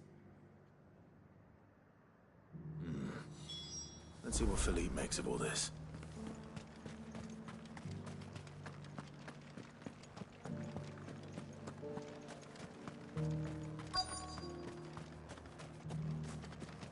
Welcome back. Wraiths give you any trouble? Captain, do you have a moment? For you? Certainly. Clive, wasn't it? Thank you for last time. How can I help you?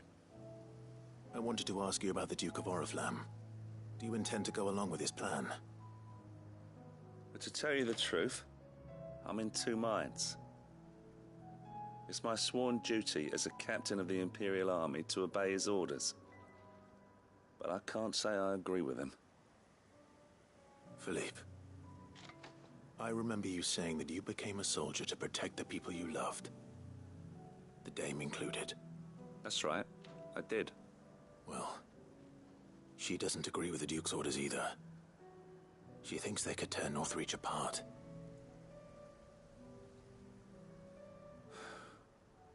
And she's probably right. Thank you, Clive. I know what I need to do now. Protecting the people I love is what matters. Doesn't matter how. Well, duty calls, so I better go. Thanks again.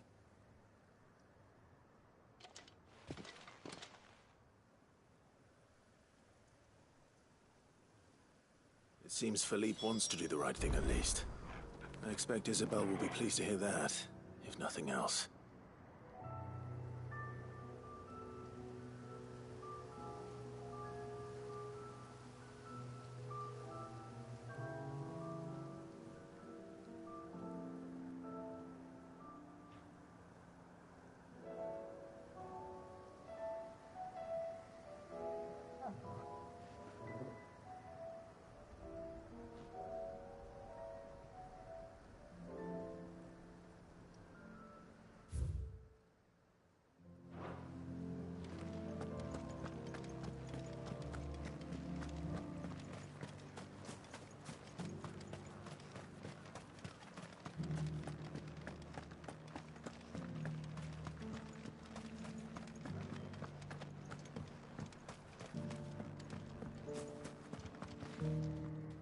Ah, Clive. How did you fare? Were you able to speak with the Duke? I was, but...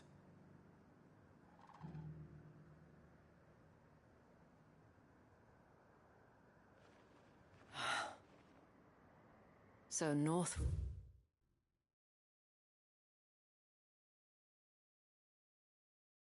Reach is to be a fortress after all. Well, it will certainly help to hold back the thralls. There's no denying that. Though I doubt it will come as much consolation to the townspeople whose worldly goods are confiscated to pay for it. They deserve to be heard, Clive. To have a say in this new empire the Duke means to build. Sadly, His Eminence values their obedience more than their opinions, and hopes to reassert the authority of the state. I fear he sees the people as mere pawns on his chessboard to be sacrificed for the greater good. Needless to say, they themselves are of a different opinion, and would rather their destinies were in your hands. The soldiers, meanwhile, are content to follow their orders.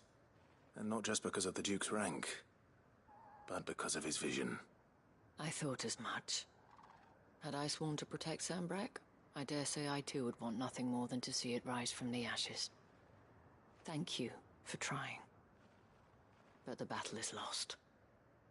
I don't know about that. What happened to your uniform? I handed it in, along with my resignation. Told the lads I wished them well, but that I owe it to those I love to call it a day. But why? Because I realize what really matters to me. Not following some nobleman's orders for the sake of it, but protecting what I care about. Protecting Northreach. I honestly don't know when those monsters will return. But I'm certain they're not finished with us yet. And when they do come back, we need to be ready for them. We need to stand together, all of us. And with you to lead us, milady, I reckon we can do it. It was you who finally convinced me, Clive. There's no point following orders if they go against everything you believe. Indeed. All of us, standing together. That has always been Northreach's best hope, and one which still lies within our grasp. We have only to turn our attentions to the true enemy.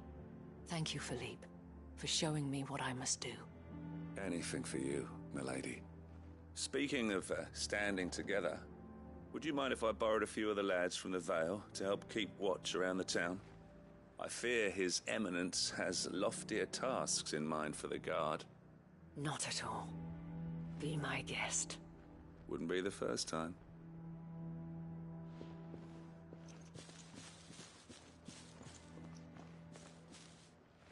There may be hope for Northreach yet. Especially with men like you and Philippe to champion our cause. I, for my part, shall continue to work upon the Duke, in the stubborn belief that I might still tempt him into joining hands. But I suspect I shall have to call upon your aid again. Until then, Clive. Until then.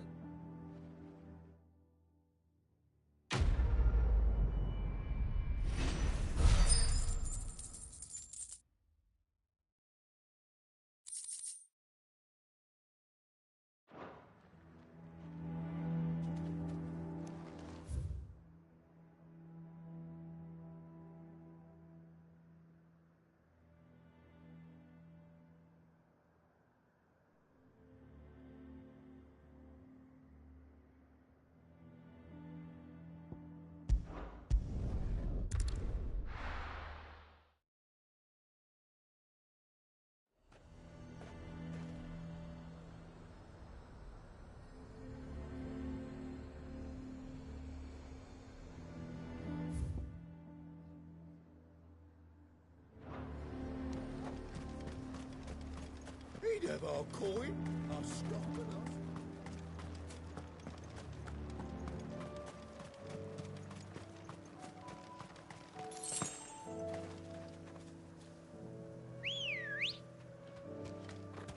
Let's go. Yeah!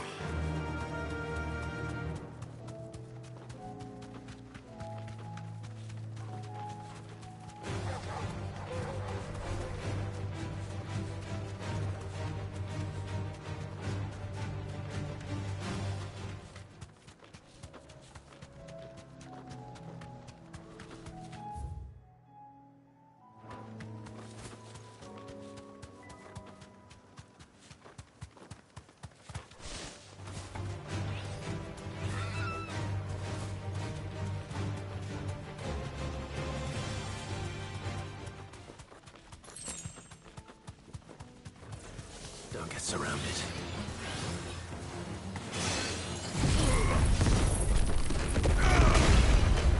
Get him!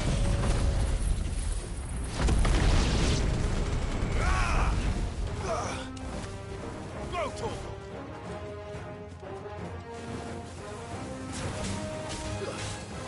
This one.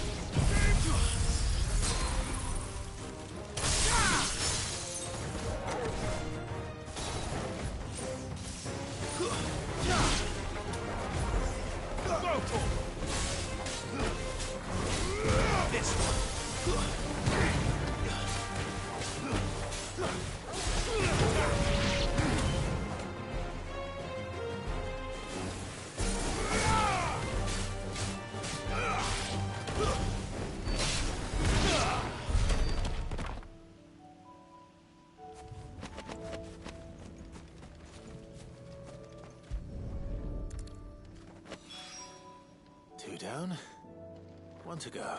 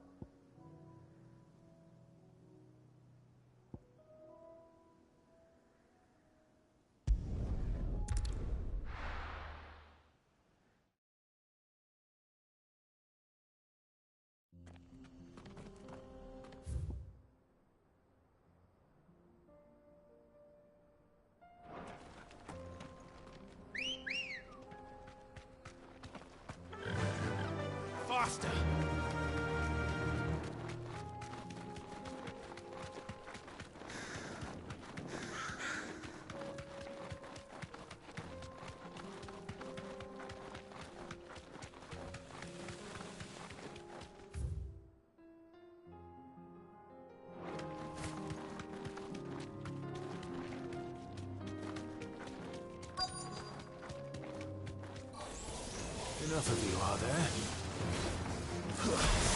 Go for over here! Go for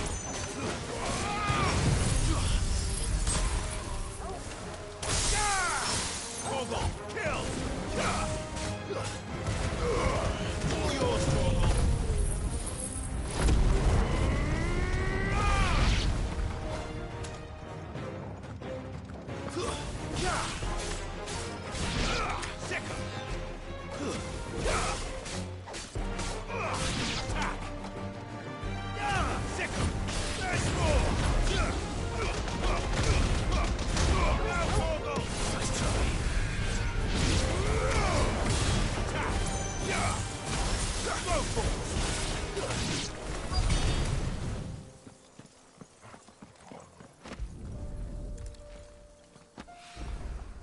That's all of them.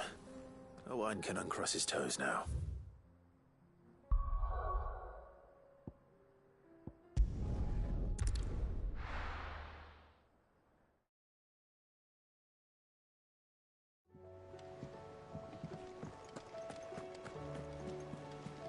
Covered in nicks and lumps.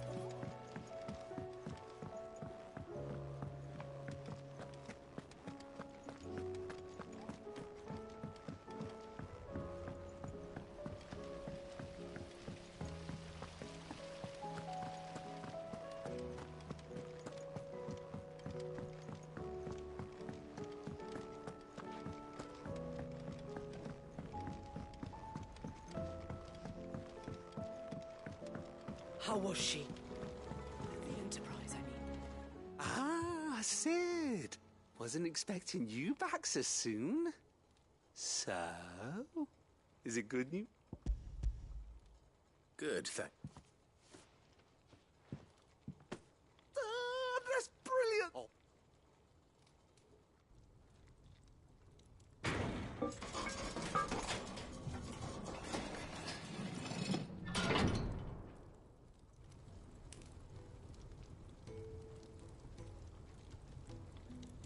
May I present to you the Telemon Furnace? Ain't bad, is she? She's a beauty. You saved my bacon again, Sid, and I ain't about to let your good deed go unrewarded. It's fine, really. My bag's flexible enough already. Oh, don't say that. I'm sure I can make a few improvements to it yet. You could just buy me a bigger... How about that clasp? Looks a bit stiff. Reckon you could loosen it up and make some more room? And I reckon I know how. With a new alloy we've been working on. The Telemon Furnace was just what we needed to perfect it. It's a metal, see? So it's lovely and strong, but it's also, well, stretchy, if you can believe it. Stretchy metal.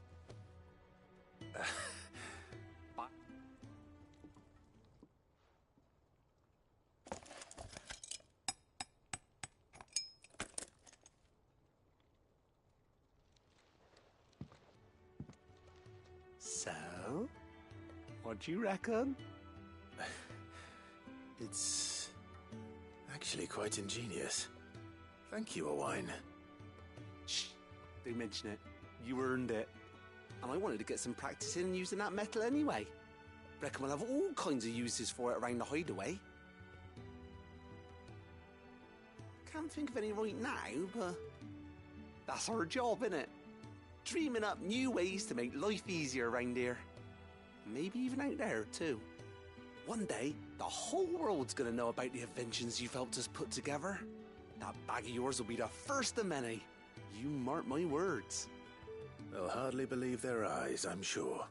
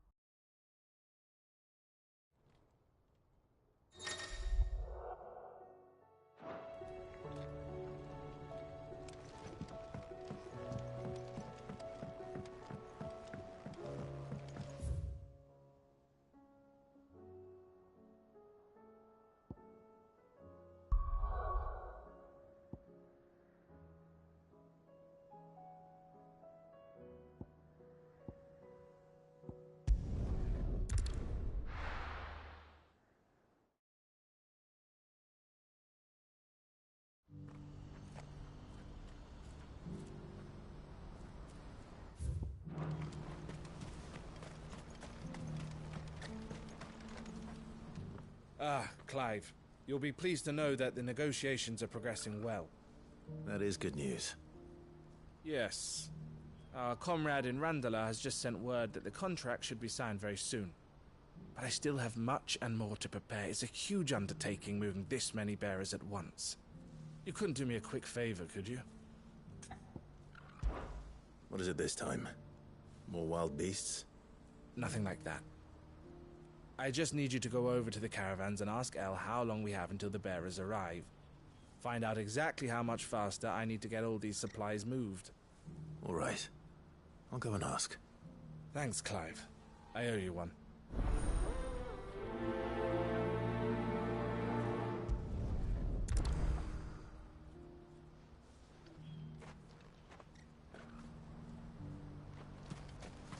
What's happened?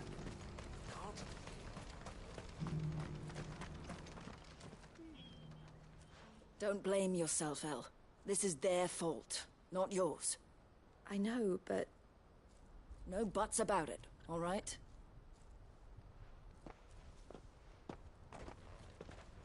Is something wrong? Vonnie came to give me a message from our intermediary. The talks with the Republican army have fallen through. They've reached an agreement with the Silver Peak Consortium instead. Though prices have fallen of late, we deliberately offered above the going rate to try and deter other bidders. But the Consortium offered double what we did, and the army jumped at the chance. And you had no opportunity to make a counteroffer? None at all. And we were so close. El? What's happened? I saw Vonnie leaving. She didn't look happy. And with good reason.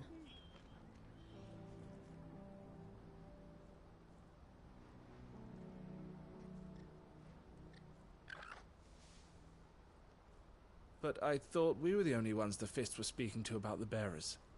How did the Consortium even find out about this? It's not so surprising. They have ears all over the Republic. This isn't over.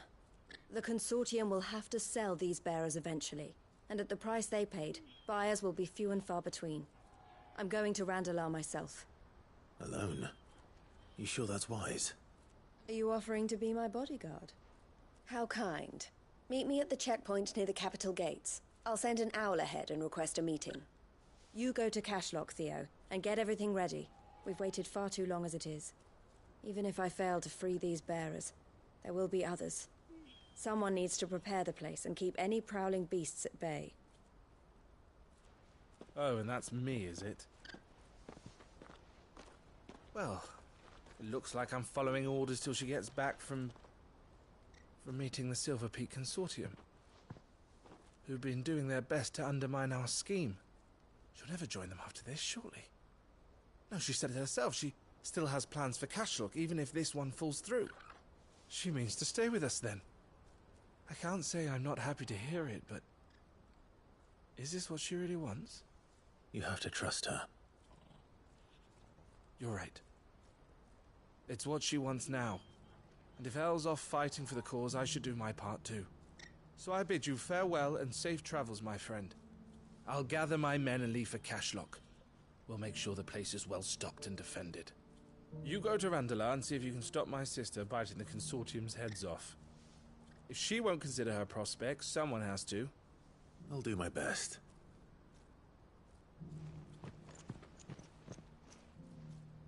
All right. To Randalar, then. And better not...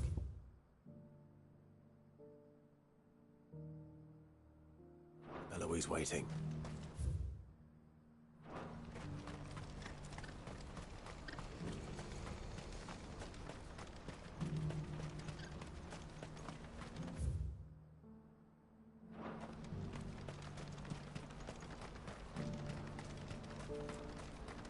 What I wouldn't give for a hot meal. Looks like this is the end of this. When are they gonna let us through?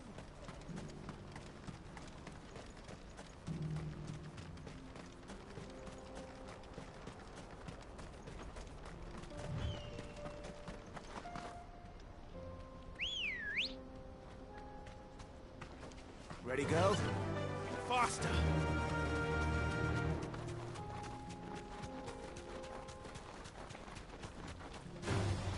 All right.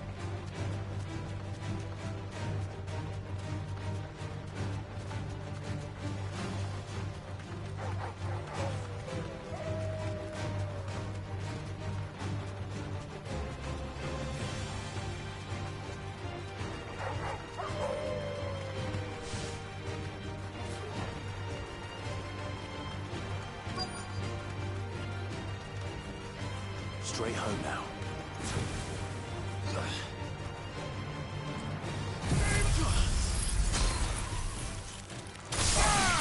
All yours, Torgal.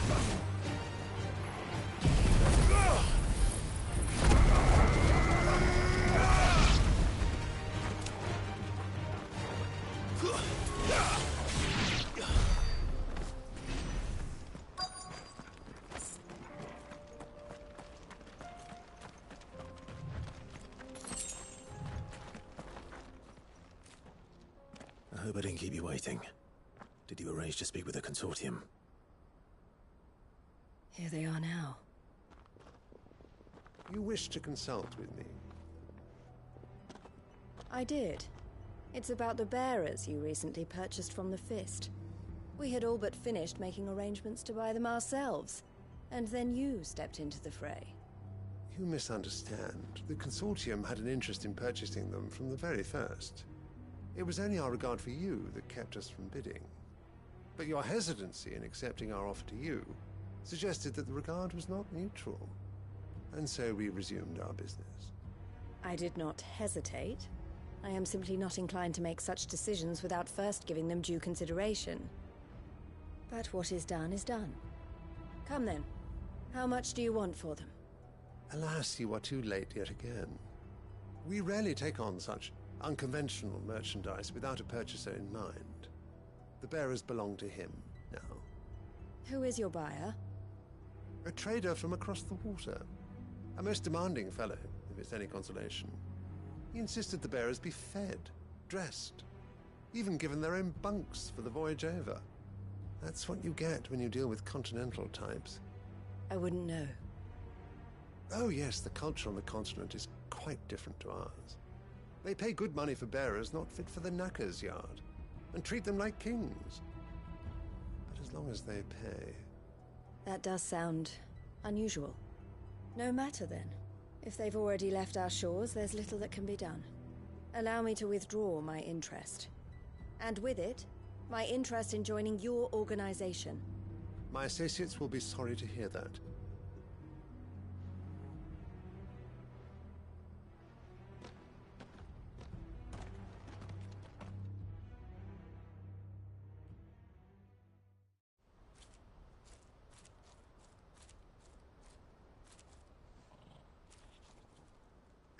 I'm sorry you weren't able to save them.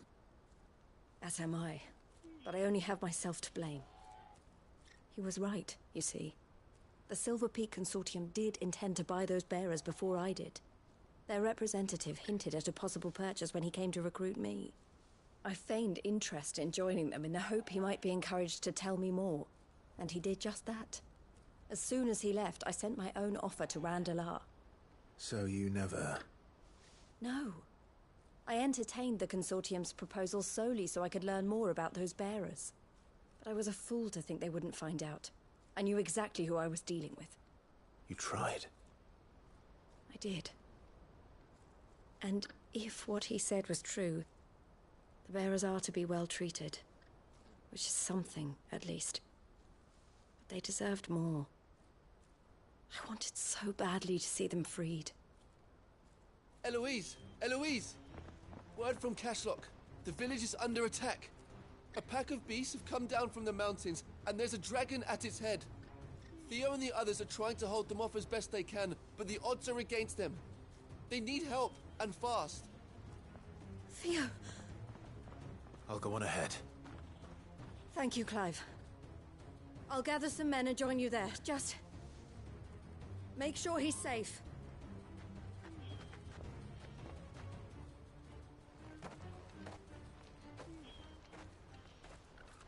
Hold on, Theo. I'm coming.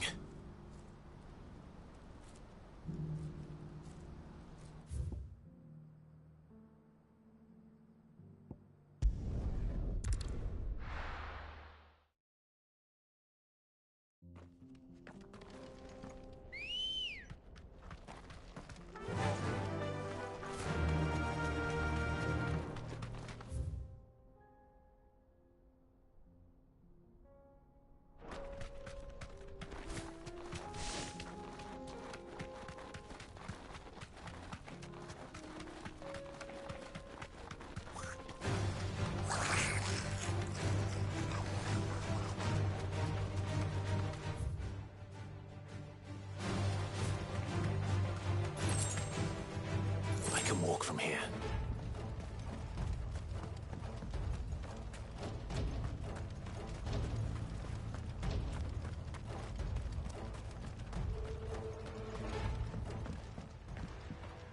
Where's Theodore? Up he...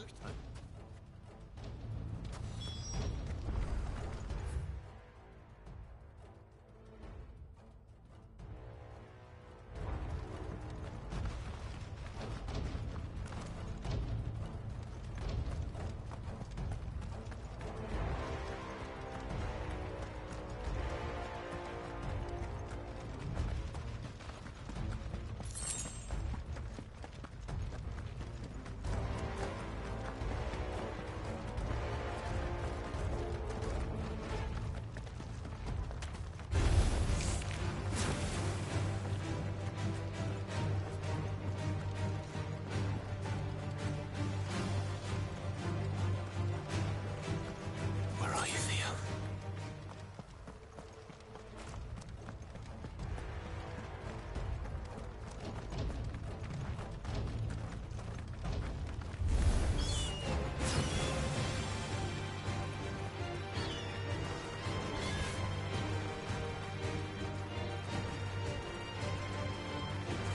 Go, Torgal!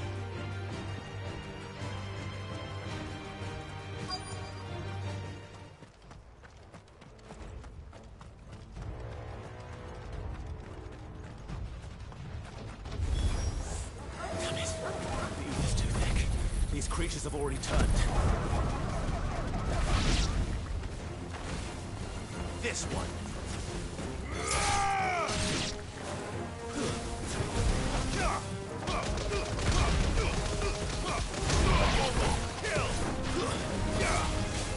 Over here!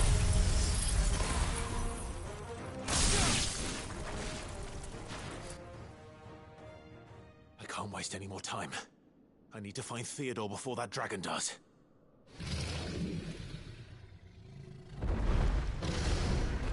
Looks like it's found me. This thing's turned as well. This isn't going to be easy.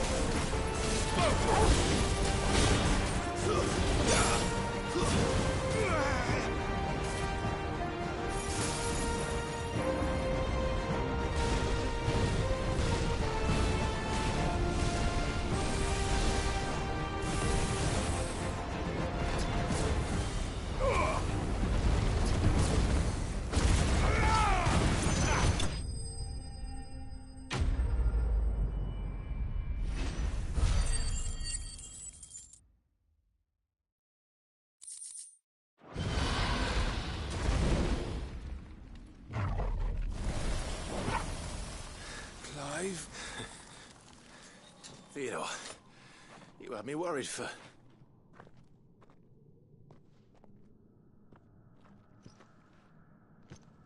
We have to get you out of here.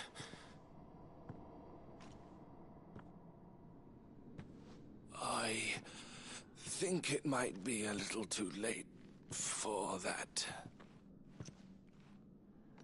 Bearer or no, there's only so much ether a man can take, and that Drake just wouldn't let me leave. You have my thanks, Sid, for finishing what I could not. For keeping Elle's dream. Theodore!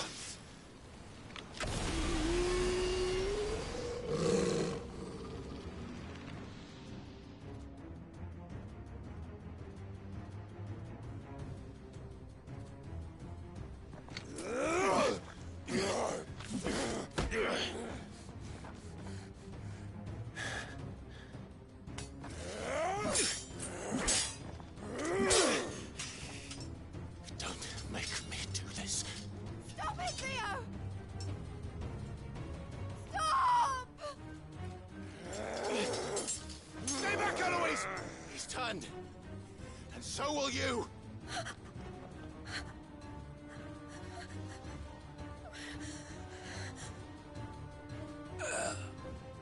Elle. Theodore.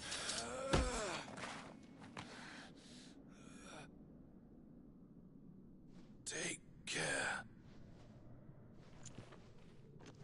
of my sister. Theodore, wait. Goodbye, Elle.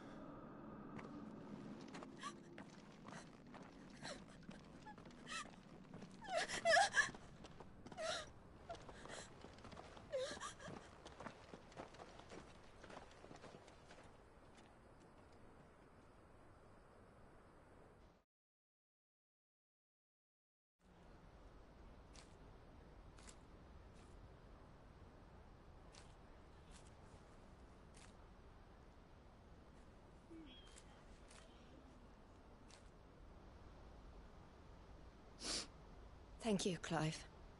I think I'll be all right now. That was true bravery he showed. Leading the dragon away from the village like that. His first instinct was always to protect people. To put others' well-being before his own.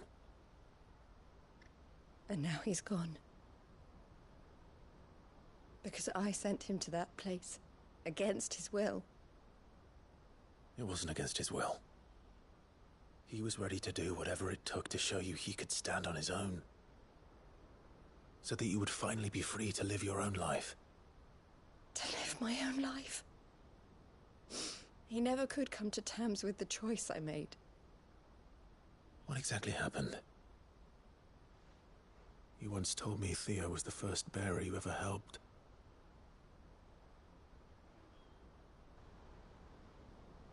We grew up in Canva. We were born to one of the great trading houses. And I was chosen to inherit the family business. I had my father's head for figures, you see.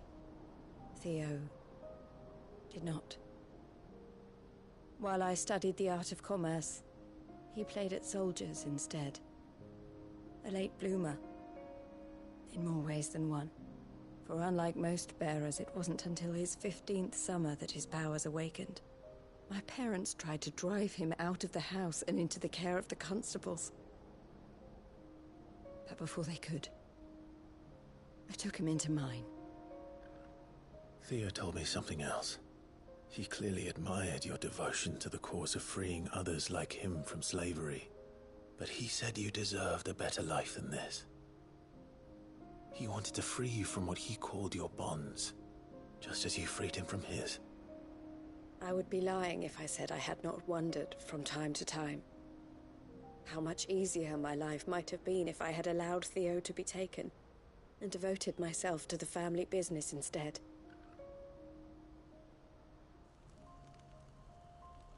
But I have never regretted the decision I made. Being with my brother meant more to me than tradition or reputation. I only had to look at him to remind myself of that night and the choice I made, and the fact that I would make the same choice again in a heartbeat.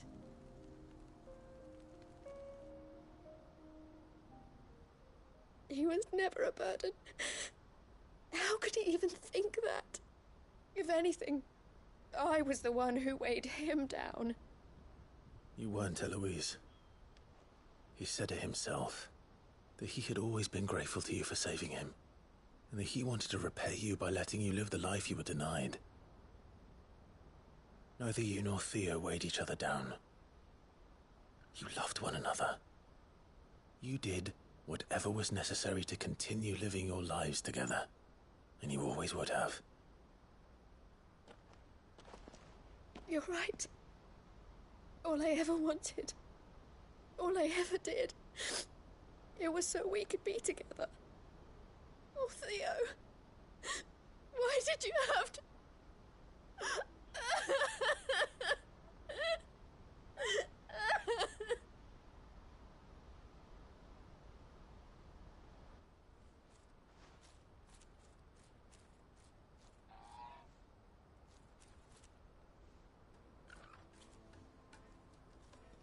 I know Theo wanted me to move on, but I'm staying here at the Crimson Caravans to continue our work. We can make a difference here. We can help people, save them. I need nothing more from life than that. So I'll carry on doing what we do, ensuring that goods, people, bearers get where they need to be, bringing smiles to people's faces just like we always have, and to Theo's. Wherever he is. This is the life I have chosen. The life I will always choose. I've made a choice of my own, to continue helping you however I can. Whenever you need it. Thank you, Clive. Let's go on together then. For Theodore.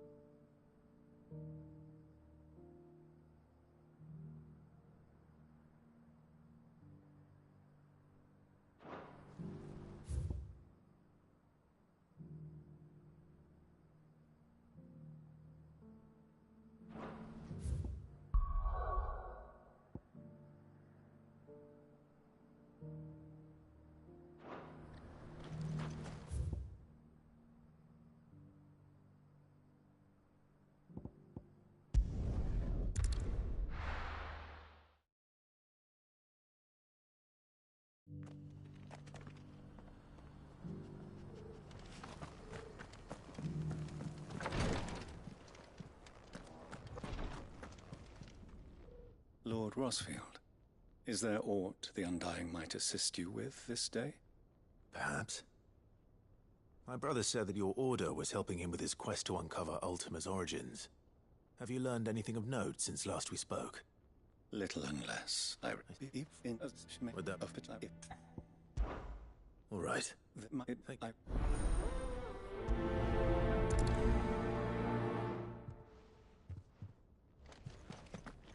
A village built around an airship.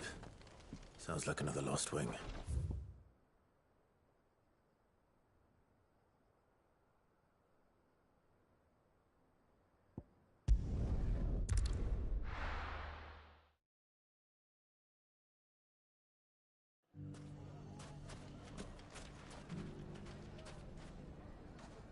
Everything's back the way it was.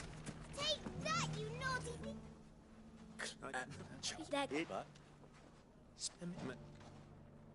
I'm afraid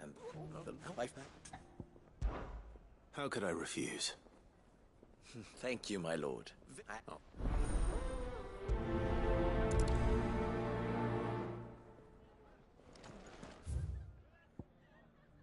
What's the difference between a lord and a knight? A League of Outlaws. Sounds like we have some competition.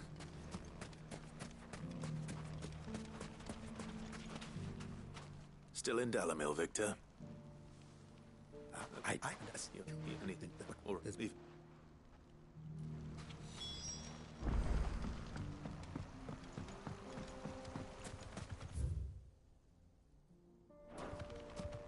If those ne'er-do-wells want to band together, let them.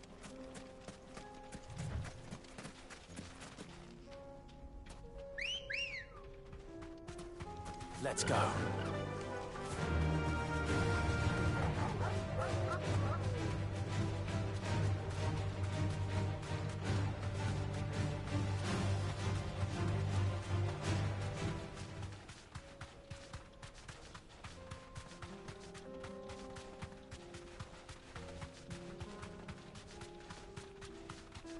That must be the camp Victor mentioned.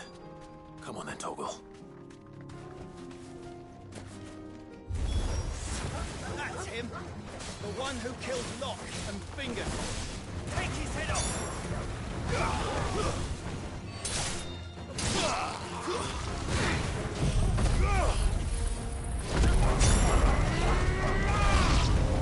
Get him!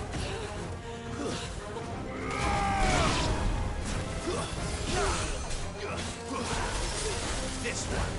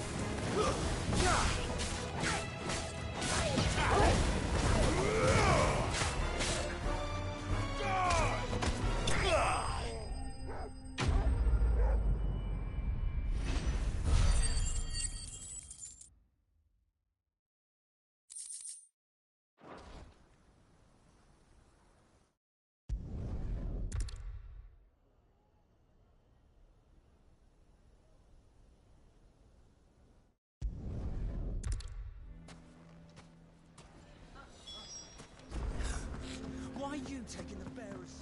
Why do they always have to make such a... He knew all along that he... As the...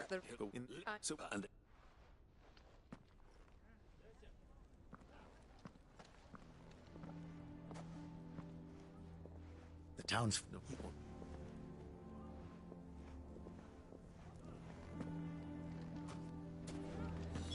Why the hell would Victor take the bearer's side?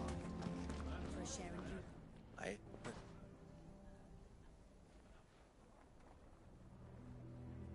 But you will not see rabbit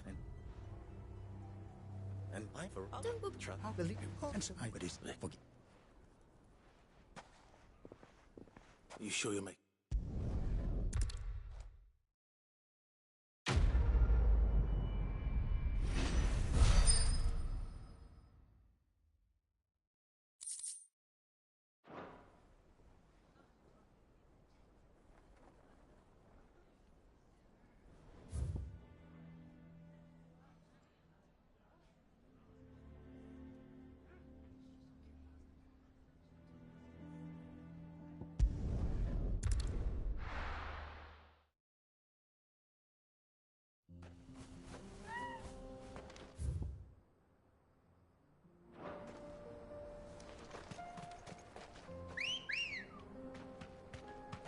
Come on.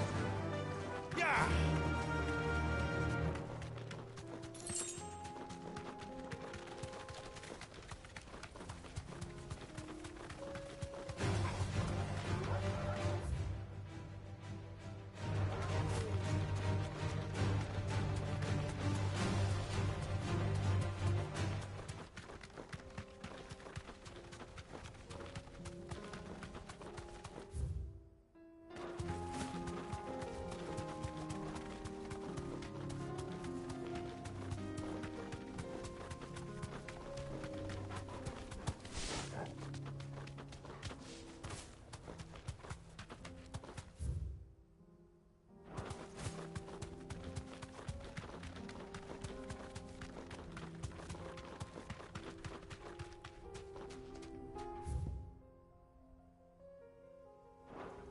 Be safe.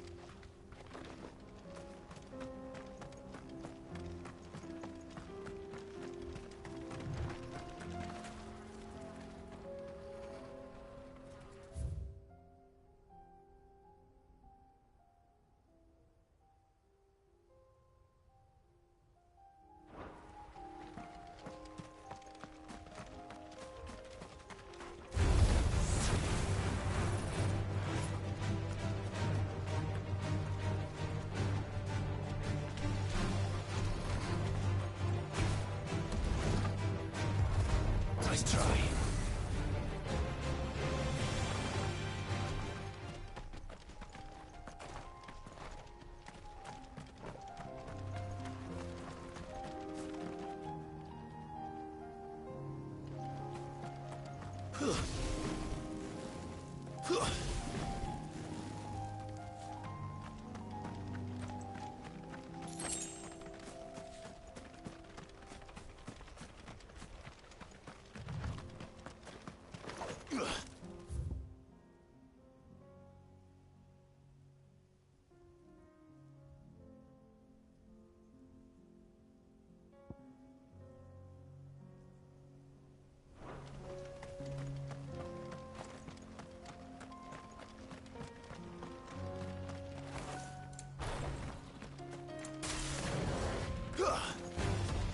No mistakes.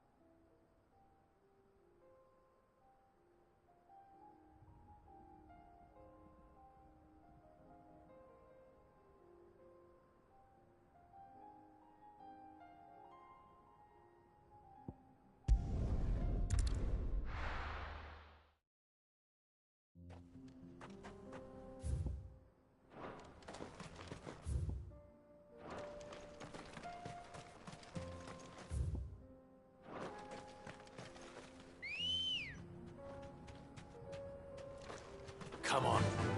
Yeah!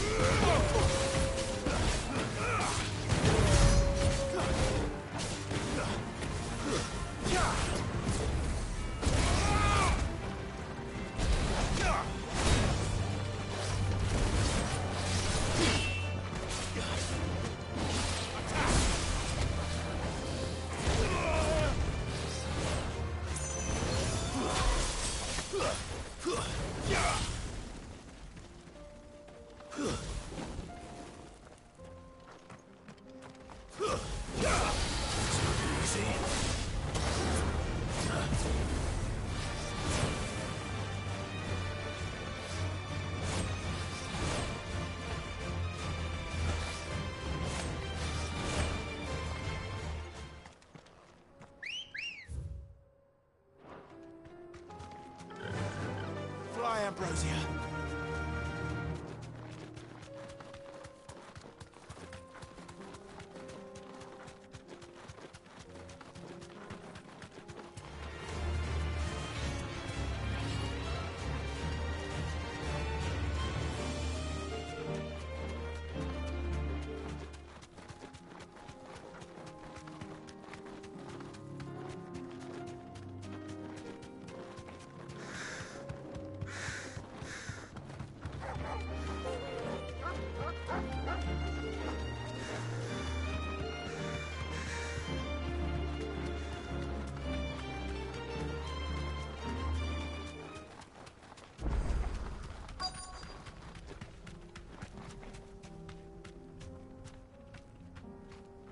Straight home now.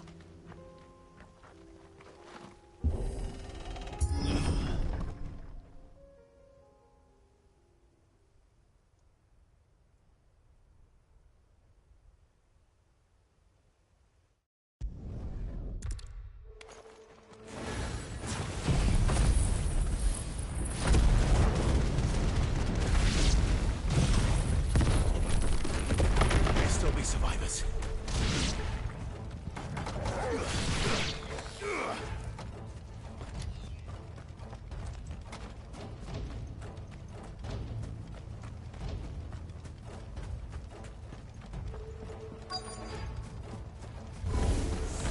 Whatever that thing is, I'd say it's their leader.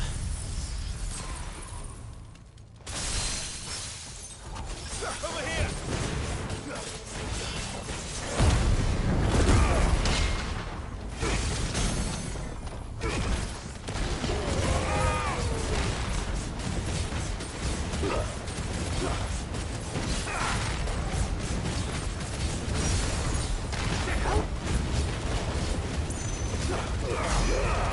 All yours, Torgal.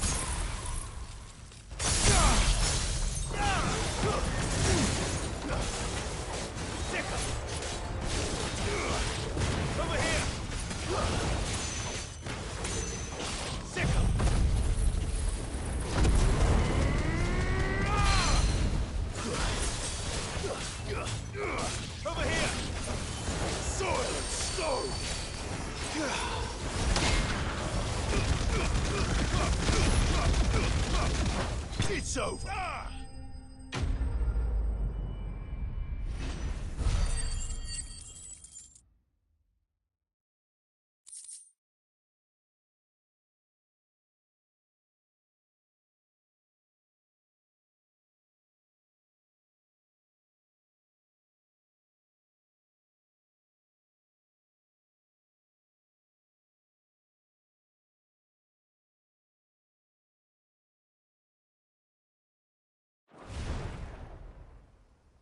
Should have stayed in the past. These must be Cyril's colleagues. You have our thanks, stranger.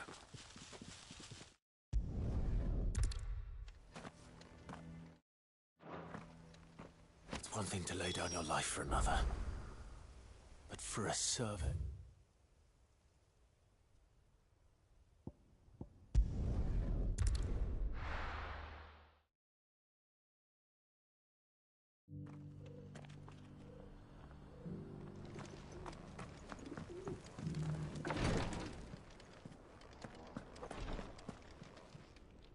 Ah.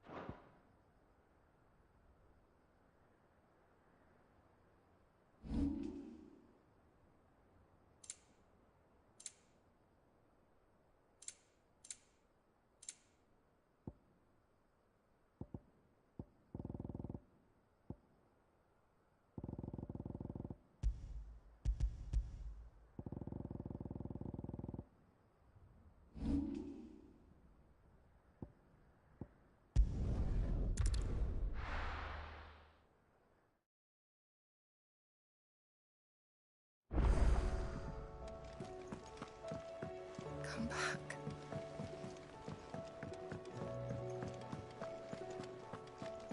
Oh, don't tell me we've run out of pep. Clive. If you're gonna buy something, be quick about it. You'll not find a better price than that. It'd better all be here. Is that all? The stew's awfully thin these days. Trouble with your gear, or what do you want? Anything else?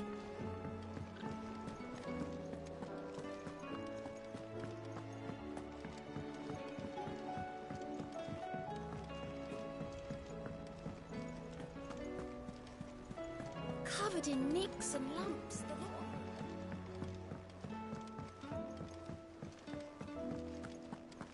I still say it were a compliment. Ah, Clive. I was wondering when you'd arrive. Please tell me you've come to take our young prodigy here off my hands. I'm not here for Mid. I need information on Ash. Then why not ask Molly if you can look in one of her ovens? Go on. As soon as the Enterprise is ready, we'll be setting out for Drake's Spine. And we're going to need a safe place to land. Preferably one that won't see my ship blown to shit and splinters. If it were that easy, do you think Waloed would have resisted invasion for so long? Very little is known of Ash, and the information we do have is spotty and outdated. We have the good King Barnabas to thank for that. Waloed's borders have been closed to outsiders since the day he seized the throne.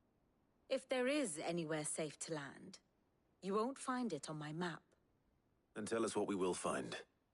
I'm sure you know better than we do. But no splinters. All right. If it will get you out of my hair. But interrupt me, and it's over. Understood?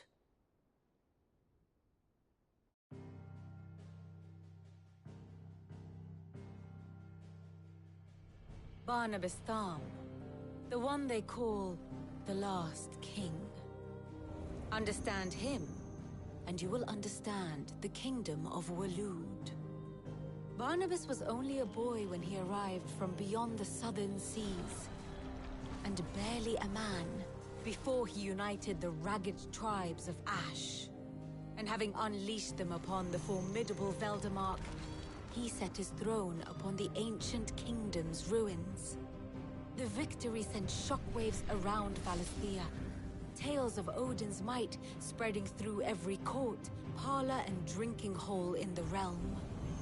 Note that this was in the year 843, and that the king still sits upon his throne some 40 years later, quite untouched by time.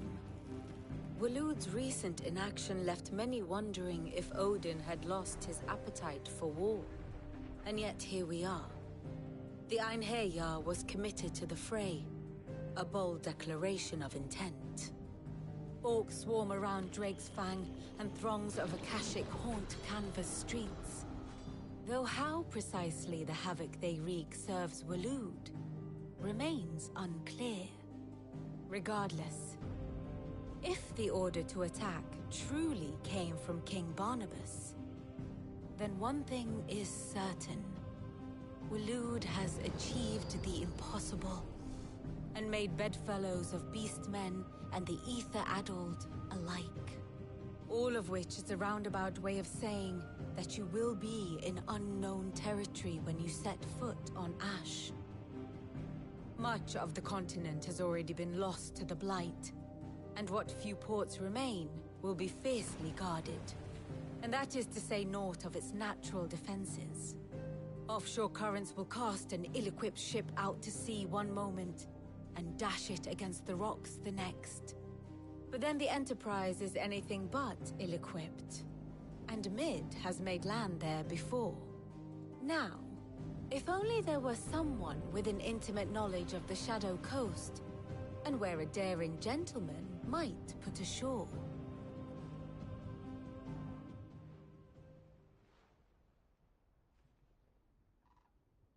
You see, Clive, you had the answer all along. Do you think you can get us back to that beach, Mid?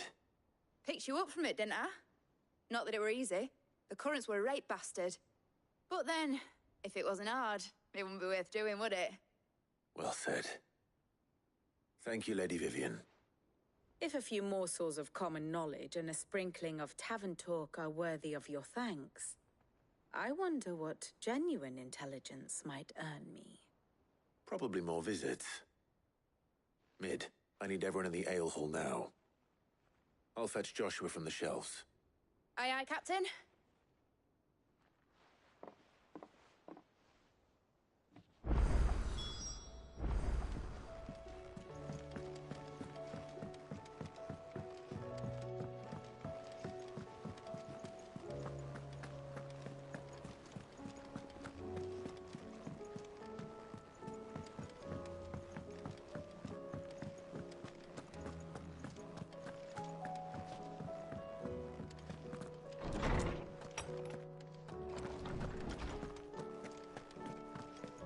I have no reason to assume.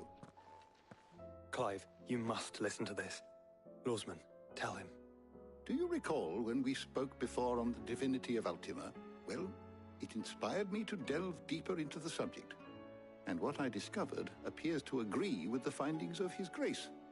You will recall that my quest to uncover Ultima's origins began with the mural at Phoenix Gate. But while I've always known it to be important, its secrets have heretofore eluded me. Now, however, I believe I know where to find the more complete example, one that will reveal all we seek. Master Clive, have you ever in your travels chanced to hear of the Circle of Malleus? I would think not, if you have. But there was once a time when the faith flourished, the oldest known religion in the Twins, and though its popularity eventually waned on Storm, hints of its dogma remain embedded in more modern faiths such as the Crystalline Orthodox. Wait, you said it waned on Storm. What of Ash? Religious monuments are often torn down or repurposed when new faiths rise to prominence. But if no new faith arose, then perhaps the ancient temples might still stand. And so, you see now why I must accompany you to Waloed. It would appear the past still has much to teach us, though in this case, it would not have been possible without the musings of Moss. To think that you carried a copy of my old mentor's chronicles all along. I am relieved to discover it in good hands. I shall guard it with my life. Joshua, if you're finished here, join me in the ale hall. I need to speak to everyone before we leave. Right away.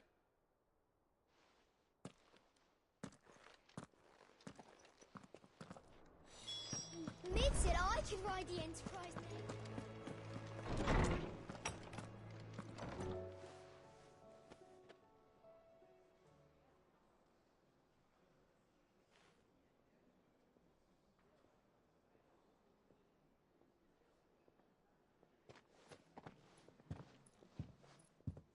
My apologies.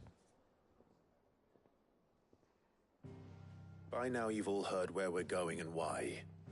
So I won't bother you with the boring details, only the important ones. If we attempt to approach Stone here by sea, there's a good chance we'll be sighted and fall prey to the capital's artillery. So instead, we'll disembark on the southwest coast and make for Drake's Spine on foot.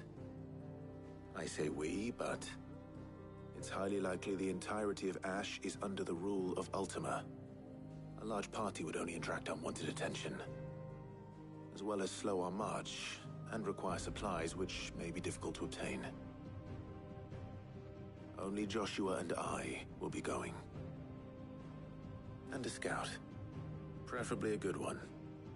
Gav, do you know of any? You bet your ass I do. Might still borrow some of Lady Vivian's maps, though. Just in case, like. Once you've dropped us off at the Shadow Coast, you need to retreat into neutral waters, fly merchant colors, and stay inconspicuous. If you sense any danger at all, you leave us behind and return to Storm. Inconspicuous is my middle name. But like hell am I leaving anyone behind. The ship ain't going nowhere till your scurvy mugs are smiling on deck. Jill, the Enterprise will appear a tempting target for royalists and pirates alike. You're to stop anyone boarding. Don't worry. I'll keep the ship and her crew safe. You'll be needing passage home, after all. But... very well. If there are no questions, I'll see you all at the docks.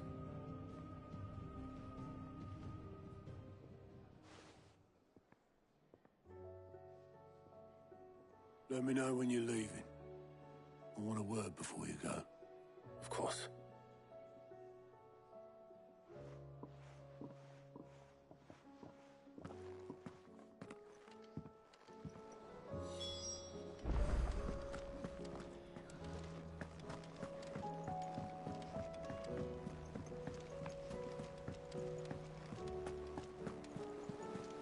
Covered in nicks and lumps.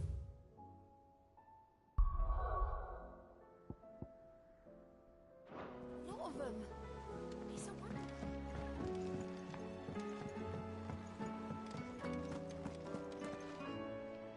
Is something wrong? Not at all. Honestly. Can't a man wish his friend farewell?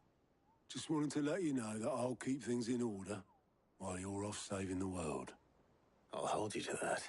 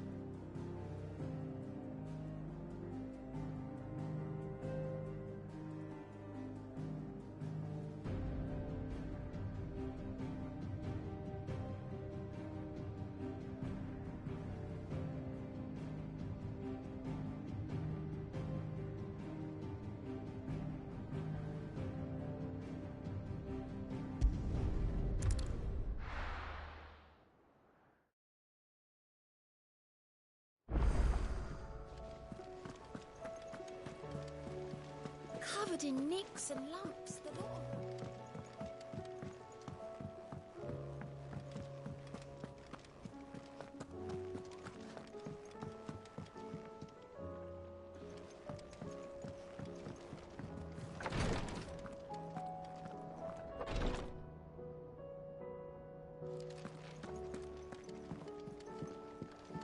Please, your grace, stay strong. Ah, my Lord Marquis.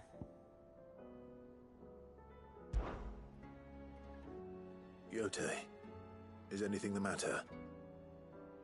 You seem troubled. Perhaps I might be able to help. My lord. Yes. Perhaps you might. It's your brother. His condition continues to worsen, though he does his best to hide it. The lesion on his chest pains him more with each passing day. I had feared as much. There are certain elixirs which can ease the suffering of those afflicted by the curse, but... But his grace's case is severe. The drafts I have been able to prepare for him thus far have ceased to have any real effect. So I consulted with Talia and certain of my comrades among the Undying about the possibility of finding something stronger. And thankfully, a recipe was found.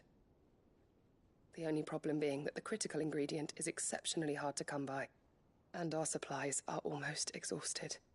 Unless we can secure more soon, your brother's anguish will likely become unbearable.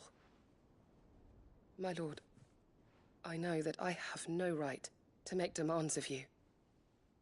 But would you help? For Joshua's sake. For Joshua? Anything. Thank you, my lord.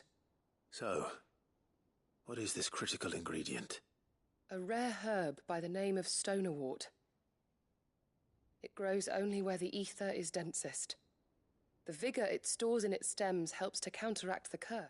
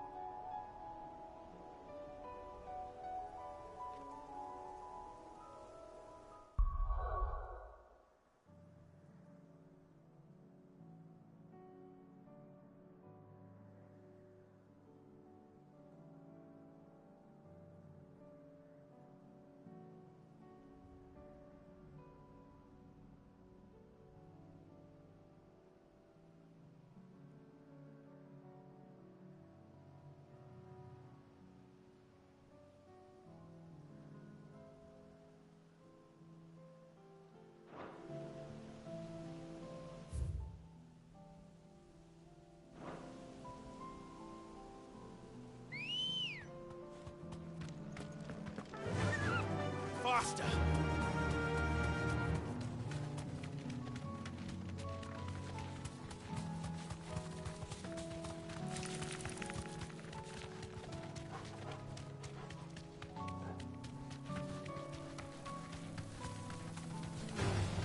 All right.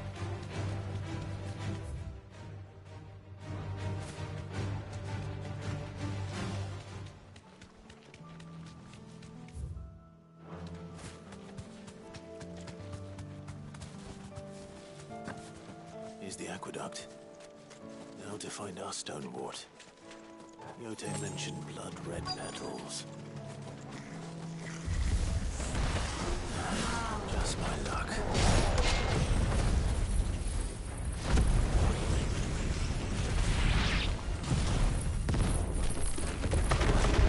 Won't be picking anything till they're gone. There's only one thing for it.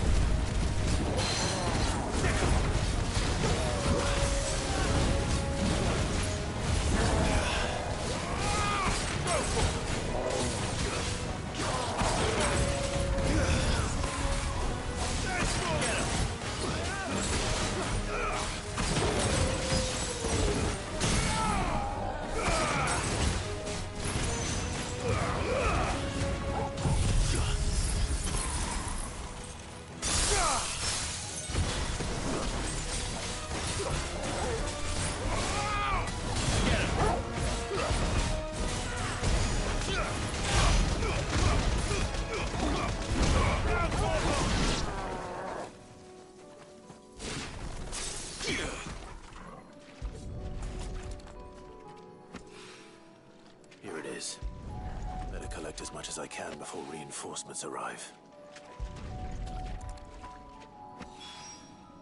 All right. That should do it.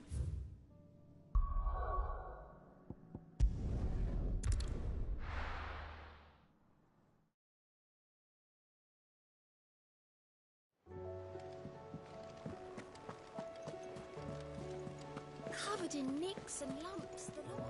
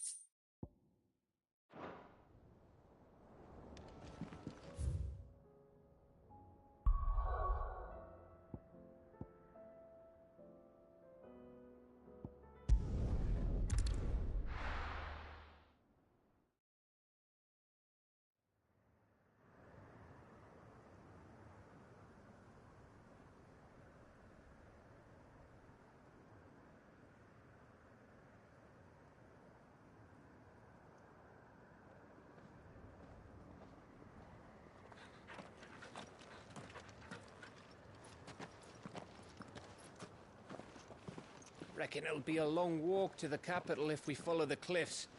I'll scout ahead, see if I can't find us an inland route.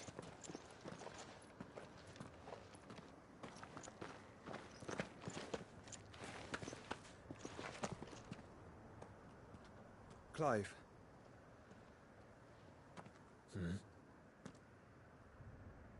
There's something I've been meaning to ask. You took her icon, didn't you? Yes, I did. She understood.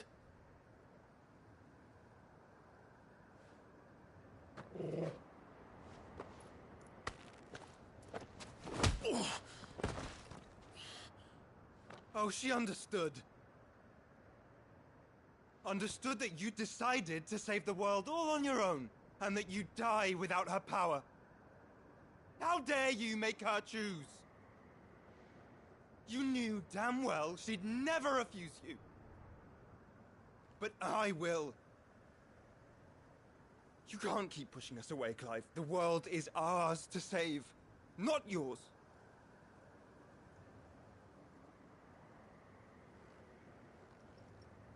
I used my gift because I thought it was the right thing to do.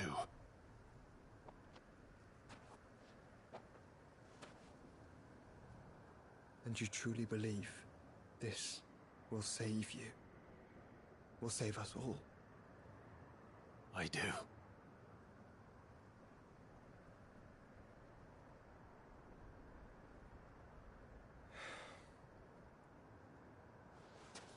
Then so be it.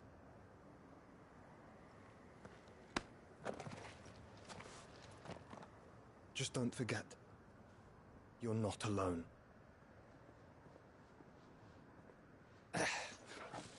Think I found us a trail. Did I miss something?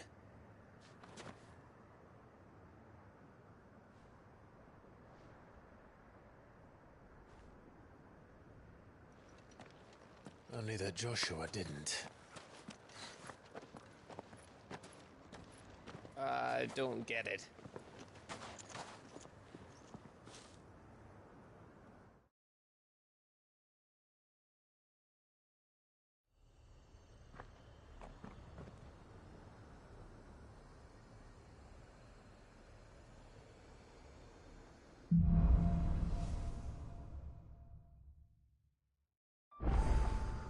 Always wanted to visit Ash. We're in Waluda territory now. Don't expect a warm welcome. Oh, I don't know, Clive. That castle over there looks inviting enough. Shall we sample its inhabitants' hospitality?